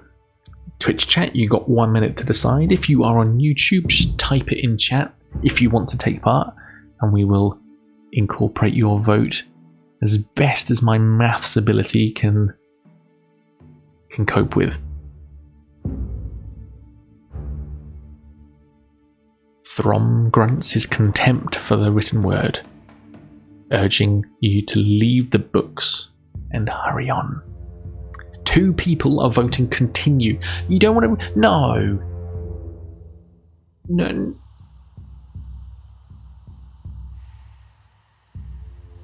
We're reading a book. 2 people have said continue. No one is voting red book. No one is voting black book. No, that is wrong. That is wrong. I'm all for a democracy until you start making the wrong choices. So I reject your vote to continue. I've bookmarked it. We're reading the red book. As you open the book, it begins to disintegrate and the pages turn to dust in your hands. You manage to keep a few fragments and read the handwritten script. The book appears to be about monsters, and from what you can make out, it contains a full description of a monster called the Blood Beast. It is a horrific bloated creature with tough spiny skin and facial blisters which burst open to become mock eyes, evolved to hide the Blood Beast's only weak spot, its real eyes. This is such a big clue. Blood beasts usually dwell in the pools of fetid slime, which give off a poisonous gas. This gas is so strong that it can easily knock people unconscious. The blood beast, although too bulbous to haul itself out of its slime pool, has a long and vicious tongue which it wraps around its victims before it drags them into its pool. As the victim's flesh starts to decompose in the vile slime, the blood beast will feed from it. You tell Throm about the grotesque blood beast, but he merely shrugs his shoulders and tells you to get going. We're opening the Black Book.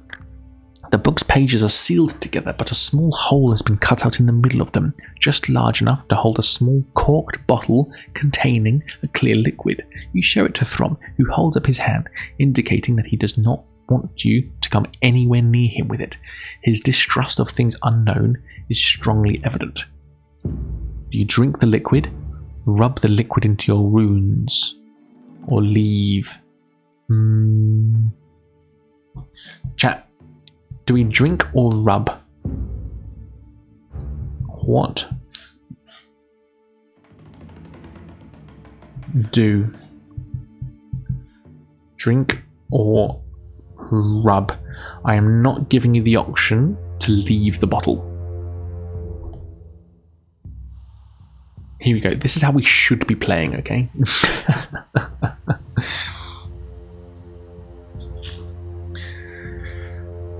Books are tedious. CG, you are in chat watching me read a book, and there you are saying books are tedious.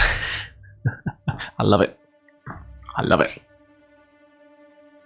Drink it or rub it into your wounds. We don't have any wounds. We're at full health. Stamina is our health, and we're at full stamina. I'm tempted to say drink it. So if nobody votes, I'll just put drink it. Audiobooks aren't tedious. Ooh, I just read those books out to you, and that's an audiobook to you, isn't it?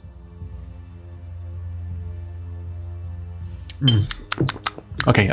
We're going to drink the liquid. The liquid is a magical potion which will enable you to detect hidden traps. You gain 2 luck points. Fantastic. And then we're going to continue. See, you always look at what you're... But we're picking for your character. Okay. The tunnel turns sharply to the right, continuing east as far as you can see. Throm stops and tells you to halt as well. He turns his head slowly from side to side, listening. I hear footsteps coming down the tunnel towards us, he whispers. Draw your sword. You both crouch down to hide in the shadows, and not a minute too soon, for a moment later, you see the silhouette of 2 armed figures approaching. Throm jumps up and dashes forward, screaming a loud battle cry. There are 2 cave trolls in front of you. Throm attacks the first one with his battle axe, and you run to his aid and attack the second cave troll. Fight. 10 skill. Okay, we've got 1 more. As long as we are 1 behind, we're going to win. 11 stamina though. Double 6s. Wait. There you go. Ooh. That's the first time we've been hit this game. What a hero Throm is, absolutely. I can't do the maths quick enough. Vade the legend, guess who's back? How's your family? Thanks for looks, but boy, we'll keep the forklift safe while you take a breather. This is Twitch's only, as far as I'm concerned, forklift certified stream. 8 over 5, we need 2 more hits. Ooh, no, that looks bad. That looks good. 1 more hit on the cave troll. Nailed it. Bloody nailed it. You are triumphant. If you win, turn to 288. You look to your left and can see Throm standing over the cave troll he has slain. Blood is pouring out from a deep cut in his shoulder, but he does not seem to worry him. Is that Throm? With the cut? You search the bodies of the cave trolls, but find nothing apart from a bone ring on a leather cord. How is your family? My family's fine. My family's fine. They're all asleep at the moment, or trying to be. Hence the hushed tones. They're all asleep. We had I fed Baby Abim, my 3.5-month-old daughter. Ooh, that's her cooing just there.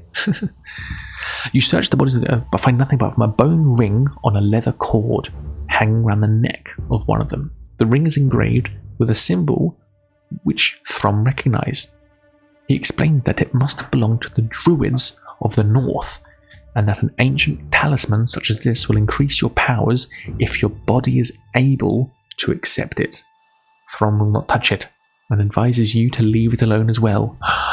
Twitch chat, let's do another poll. What? Or do we just put it on? Let's just fucking put it on. Let's not poll this. Let's just fucking put it on. As soon as you put the ring on your finger, your whole body starts to shake. So what is our skill? Our skill is 11. We need to be better than 11. 10. Your body continues to vibrate intensely, and you feel as though you're about to pass out, but your strength is great and you manage to withstand the tremendous shock to your system. See you later. Take care, boss. Finally, you calm down and begin to feel the ring's beneficial powers working on you. You gain 3 stamina points. We didn't even need them. We didn't need them. You see Throm looking at you anxiously, so you reassure him that you are fully recovered. He strides off east, and you follow him eagerly. The tunnel leads into a damp, high-ceilinged cavern with a rock-strewn floor. That's the 3rd time that word's come up this book. Long, dripping teeth-like stalactites hang down threateningly, their constant dripping creating milky pools on the floor. The tunnel carries on through an archway carved in the shape of a demonic mouth. You wish to search the chamber, or head straight for the archway? Let's search the chamber. Let's not muck around. You walk around the cavern, but find nothing of interest. Milky pools. Throm calls out behind you, saying that he has found a leather pouch under a pile of rock. Opening the pouch, he laughs out loud as a tiny mouse runs through his fingers and scurries off into a crevice between 2 boulders. Suddenly, you hear the sound of cracking rock above you and look up to see stalactites breaking off the roof. Throm's booming laugh, which still echoes through the chamber, has made the stalactites vibrate and break off. You yell at Throm to run through the archway as the stalactites start to crash to the floor. Our luck is 10. 6. You are lucky. Despite the stalactites crashing all around, you manage to dash through the archway without injury. You look around and see Throm thundering towards you, one arm over his head for protection. He dashes into the tunnel and leans against the cold wall, panting heavily. He apologizes for starting the rock fall and offers you his hand to shake. You tell Throm that maybe he should use sign language in future, even for laughing. You both smile and head east once more. What is this? What is this monstrosity?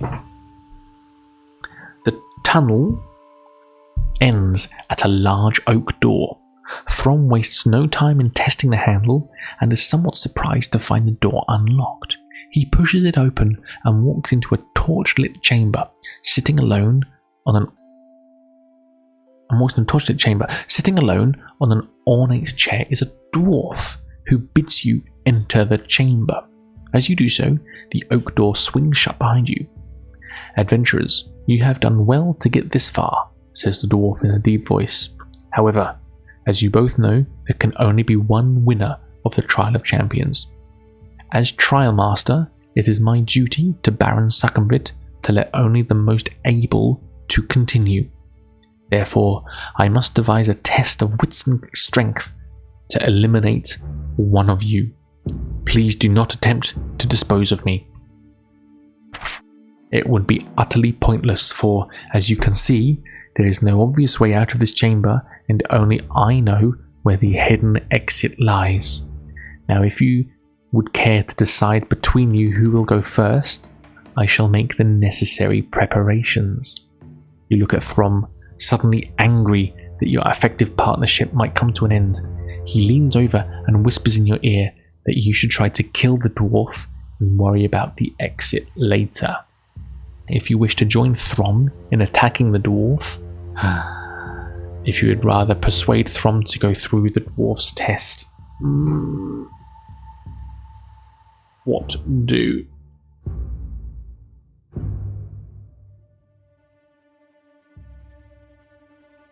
Attack dwarf or dwarf test? Twitch chat, you've got 1 minute to decide. Do we trust Throm in his plan and worry about the exit later, or do we trust the dwarf, as he says he's the only one who knows where the exit is?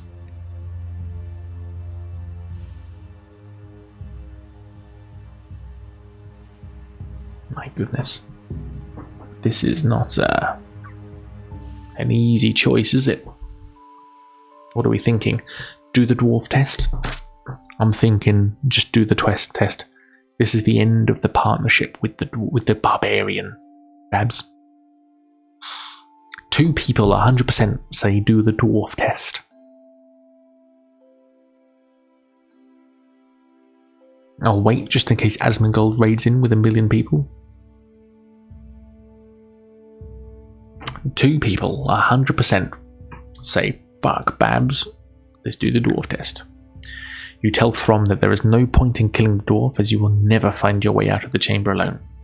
You argue that an opportunity of tricking the dwarf may arise later, once you have found the exit from the chamber, so you intend to go through the dwarf's test. You tell the dwarf that you are ready, and he beckons you to follow him, telling Throm to wait for his return. A secret door opens in the chamber wall, and you follow the dwarf into a small circular room. He closes the door behind you and hands you 2 bone dice, telling you to throw them on the floor. You roll a 6 and a 2, a total of 8.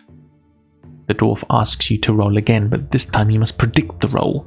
Will it be the same, higher, or lower than 8?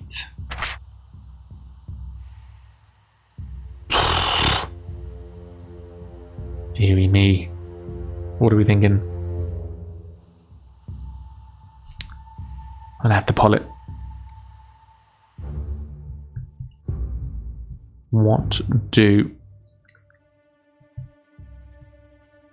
Same, less, or more than 8? Twitch chat, you got 1 minute to decide. We just rolled an 8. Will our next dice roll with 2 dice be 8, less, or more? So 2 dice. The minimum is 2. The maximum is 12. 8 is quite high, meaning there's more. There's more chances of it being less. But what do we think? It could easily be 8 again. It could easily be higher. It is more likely to be less, though. What are we thinking? So the options in order are the same, less, or more. The same, less, or more. What are we thinking? Less. 2 people say less. We'll see if it's correct. You have guessed that the total will be less than 8. There is only one way to find out. Oh, this is easy. I can just do it. 2. It's less than 8. The dwarf congratulates you on guessing correctly. He tells you that you must now progress to the second stage of the test. He reaches for a wicker basket and tells you that a snake is held within it. He tips up the basket and the snake drops to the floor. It is a cobra, and it rears up in the air, ready to strike. The dwarf tells you that he wishes to test your reactions. Bare-handed, you must grasp the cobra below its head, avoiding deadly fangs. You crouch down on the floor, tensing yourself for the moment to seize it. Test your skill, which is 11.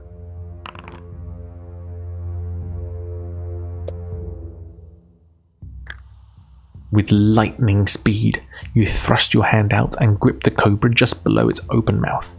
You lift it up and, arm outstretched, dangle it in front of the dwarf.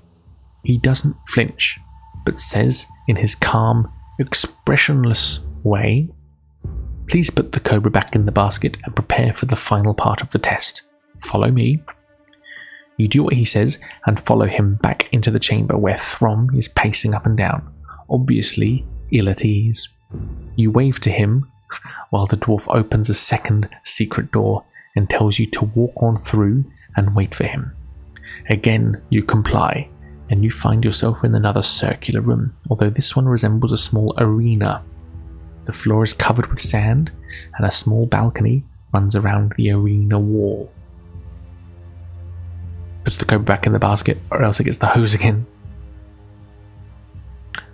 Opposite the secret door by which you entered is an ominous-looking wooden door. Suddenly you hear a shout, and you look up to see the smiling dwarf standing on the balcony. He throws 2 pieces of paper down to you. On one of them is the words "No crop is" are written. On the other, "Ruin Moat." In his ever-calm voice he says, "If you rearrange the letters of the words, you will find the name of 2 creatures. You may choose which to fight in my arena of death." See, look. We've read books and we've found the clues. If you know the solution to "no crop is," enter your answer here. Oh, no, hang on, no, don't. Hang on, so we have to do... Hang on. Manticore.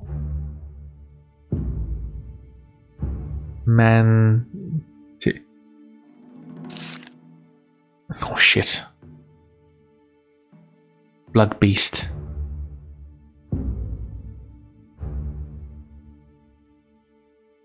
Does anyone know?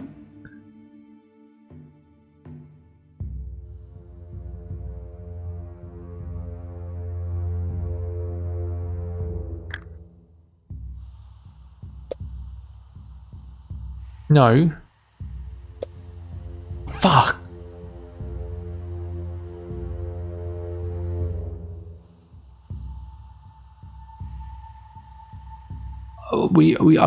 I've got a clue for a manticore.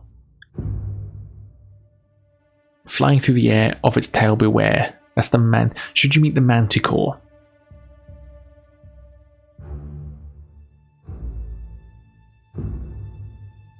Blood Beast. Manticore and Blood Beast.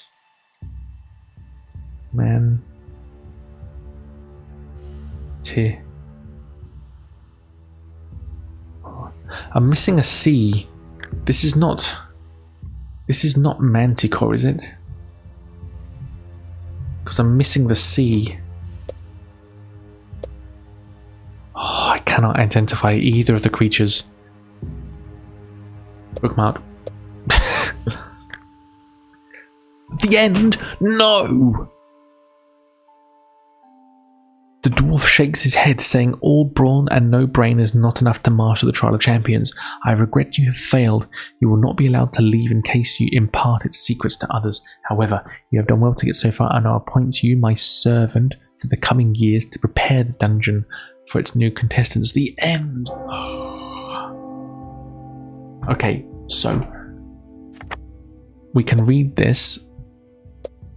This isn't a good last bookmark because the next option is death. So what was my one before that? What time is it? 12:55.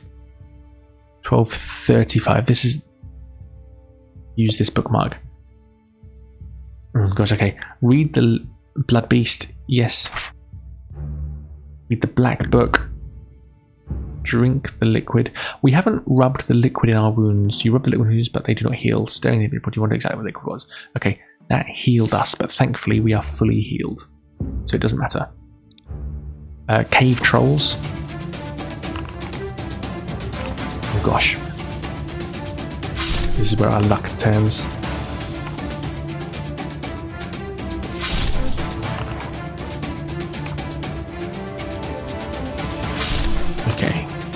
No. These are bad dice rolls. Okay, that's good.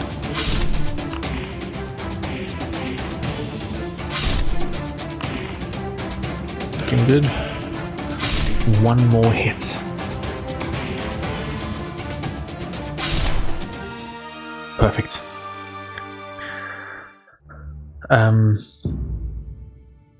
Let's put the ring on, and we need a skill of less. We need 11 or less.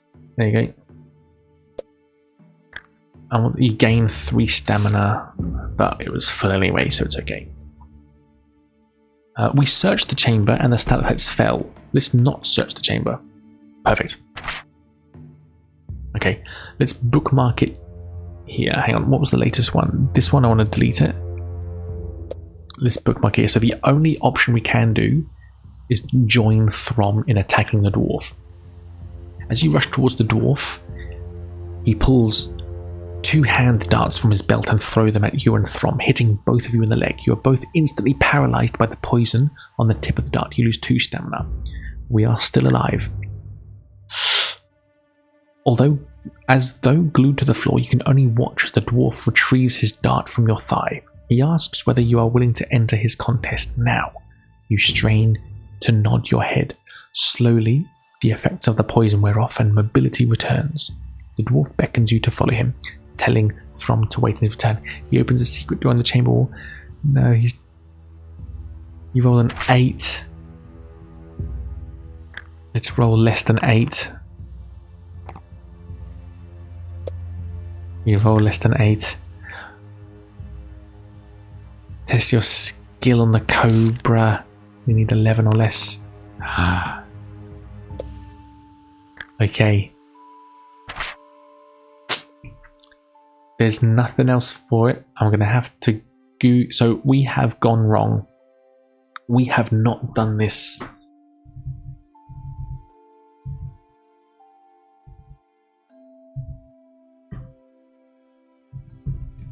correctly. We have missed vital clues, and I have to Google the solution.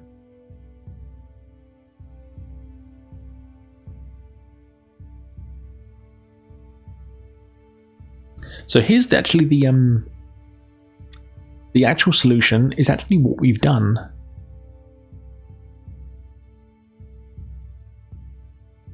Search barbarian, eat dried meat, leave chamber, climb idle, prise out the left eye, leave chamber, walk north, shaft of blue light, walk through light, hear it. I think it's because you read those books, you haven't read them, you just see them for sure. No. Go east, jump over the pits carrying all your possessions. We did that. Wait for question. You see competitor's fate. The knight weighs 200 pounds. You continue. We've literally done the solution. Take parchment from the skeleton warrior. You learn the manticore rhyme. Ignore the mushrooms. Burst through the trapdoor. Open the cupboard. Crawl back out with the pipe. Of the pipe with the wooden box.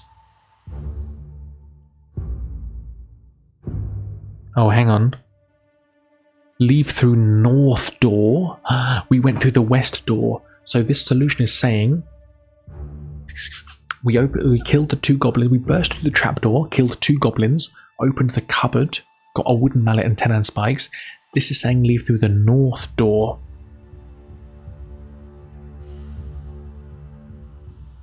But that's only for 1 room because you crawl back out of the pipe with the wooden box, an iron key and a sapphire, +1 luck. We have missed out on an iron key, sapphire and +1 luck.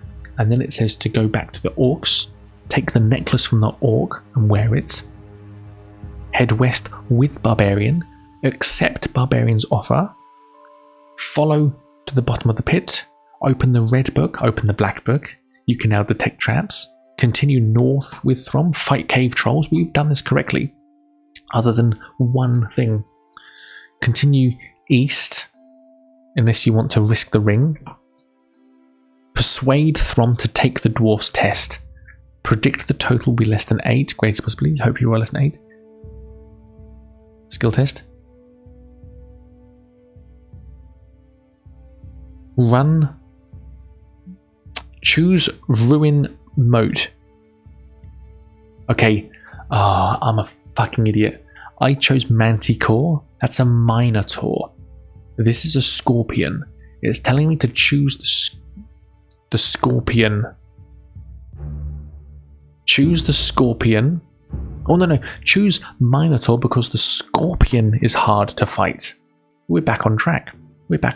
This is not Manticore. Minotaur. Is that how you spell it? Oh no. T-A-U-R. Minotaur. Answer the riddle. Correct. Okay. So it wasn't. So I'm an idiot. It wasn't that we didn't pick up clues. It's because I'm a fuckwit.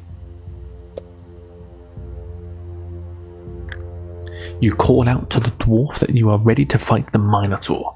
The wooden door rises slowly and you see the fearsome beast, half man, half bull, steps into the arena.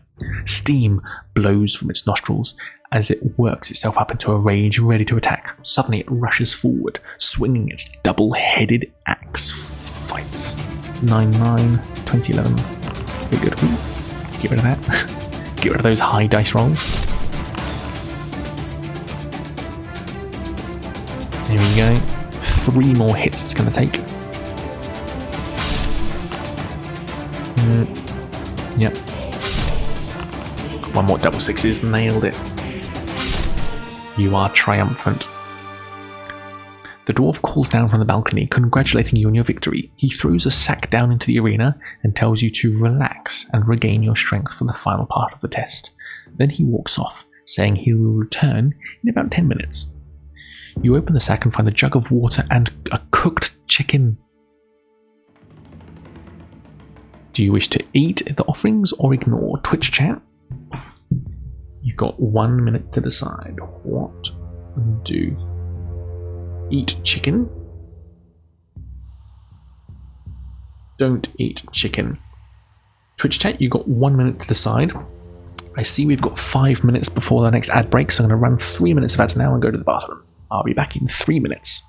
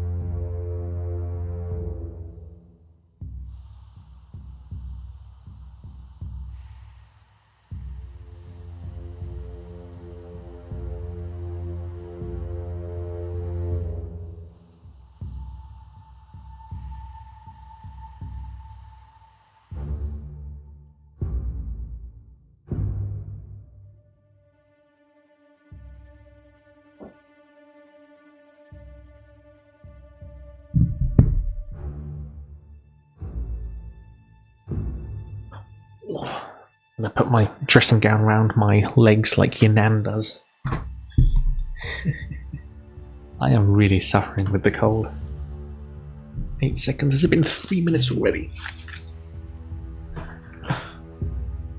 What was the poll result? Here we go. What did it say? Eat chicken. The food and drink are excellent and you feel much better. You gain 2 stamina points. Fully satisfied, you sit down and await the dwarf's return. After about 20 minutes, the dwarf reappears on the balcony. He calls down to you, saying, "Well, I do have an interesting problem on my hands. Prepare to fight your next opponent." The wooden door rises once again, and you are surprised to see a familiar face. It is Throm. He is cut and badly bruised, and doesn't seem to recognize you. He is clearly delirious as he staggers forward with his axe raised to attack you. The dwarf laughs and says, "The cobra bit him, but he has the strength of an ox and managed to carry on, even though most men would have died. Now, you must fight him to decide finally which of you will continue the Trial of Champions." You shout abuse at the dwarf, protesting against the cruelty of such a contest. He merely laughs, and you have no option but to defend yourself against poor Throm. You must fight.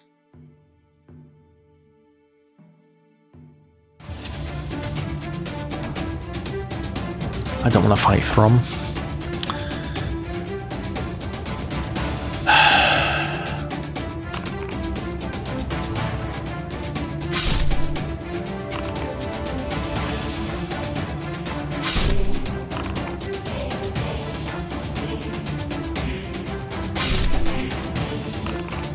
Poor Throm.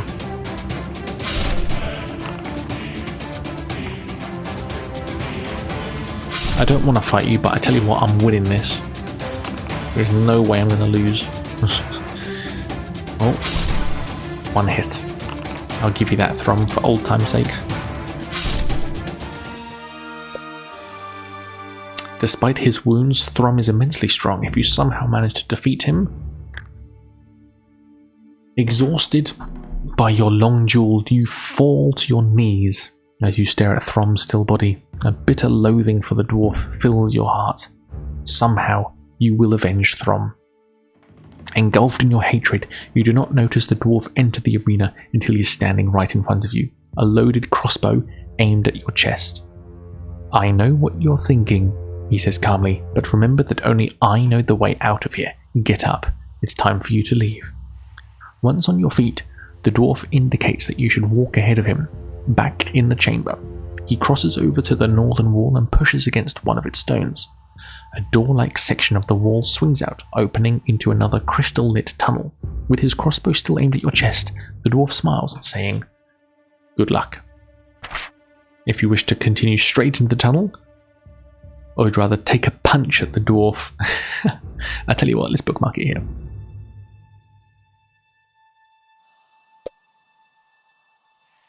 We can delete all of them. Can we? No, wait, let's not delete the bookmarks. Should we take a fucking punch at the dwarf? Should we? Should we just do it? The dwarf is expecting your move. Furthermore, you are not as fast as you should be because of your recent ordeal, so he easily evades your punch, saying, "I could kill you. I could kill, you know, if I wished, but I yearn for a hand-to-hand fight." Then he throws down his crossbow and draws an axe from his belt. Despite your fatigue, you think only of vengeance. During each attack round, you must reduce your attack strength by 2 because of your condition. This should be easy.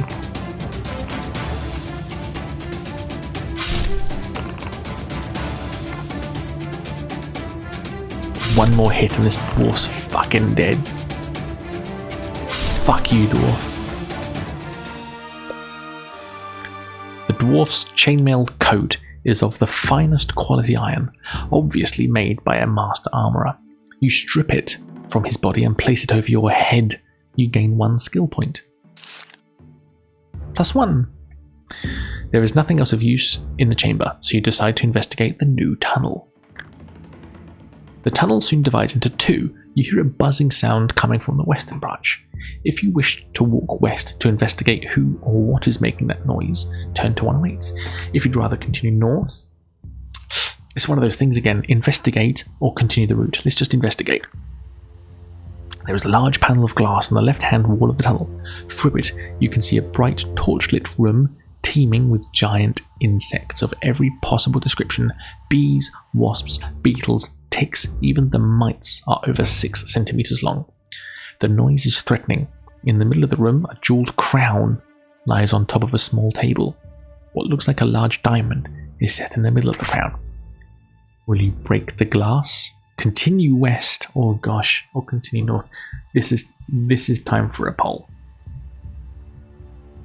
What to do? There's too many choices now. Break glass, west. I'm going to put return north. Twitch chat, you've got 1 minute to decide. The funny thing with my streams is I always have a negative subscriber count on YouTube. So it's like people are seeing, I'm blaming it on bots. I think this is when YouTube just clears its bots and anyone who's subscribed who is a bot gets deleted and therefore unsubscribes. But it is funny how every stream there is a significant decline in YouTube subscribers. It's quite funny. It's quite funny. One time, so I normally have between like 5 and 10 subscribers a day. One of my streams, the day was at -1, which means more than sort of 5 people unsubscribe, which I think is quite funny. I think I can hear my eldest daughter. If she wakes up, it will be the end of the stream. Okay, there's no more votes, so nobody's voting, so I'm gonna break the glass. You smash the glass with the hilt of your sword, making a hole big enough to climb through. Immediately, the giant insects start swarming and slithering towards you. Wasting no time, you clamber into the room, grabbing one of the lit torches to defend yourself. The fire keeps most of the insects at bay, but by the time you have snatched it down, you have snatched the crown and climbed back into the corridor, some will certainly have stung you. You must roll 1 die and add 2 to the total to calculate how much damage you take. I can cope with 20 damage. Let's get this as low as possible too. Fantastic. 4 stamina lost if you're still alive. The giant insects do not chase you, preferring the bright light of the room they are in. You examine the crown and see with disgust that it is merely painted iron and the diamond is just glass and totally worthless. You throw it on the ground in a rage and wonder which way you go next. Let's continue west. Ahead, in the far distance, you hear the sound of slow footsteps coming towards you. Unsure of who or what might be approaching, you look around for a place to hide.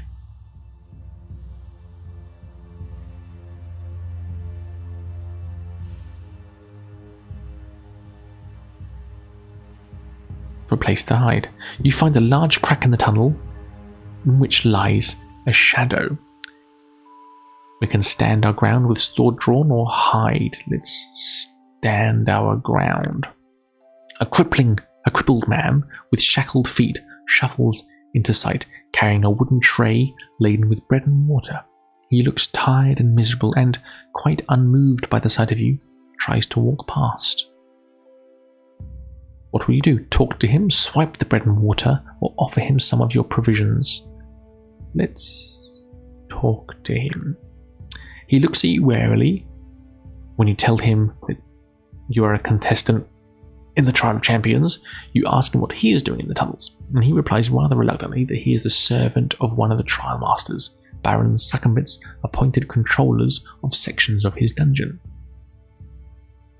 After chatting for a while, he admits he would like to escape, but no one is allowed to leave the dungeon in case they reveal the secrets of its construction. He tells you that he hopes one day to bribe his way out, and that for 1 gold piece, he will tell you where some treasure is hidden. Let's pay for the advice, absolutely. He takes your gold piece and tells you in a northern tunnel there is a wooden chair carved in the shape of a demon bird. There is a secret panel in the arm of the chair which contains a glass phial. It's a doppelganger potion, if I remember right. Good luck. I hope we meet again outside these infernal tunnels. The man shuffles off, and you continue your journey west. You arrive at another junction in the tunnel. West or north? I hate these no context options. That's my thought, everybody. Everybody, thank you very much for stream. Hello, gorgeous. We will finish this next week. I will see you next Sunday. Goodbye, everybody.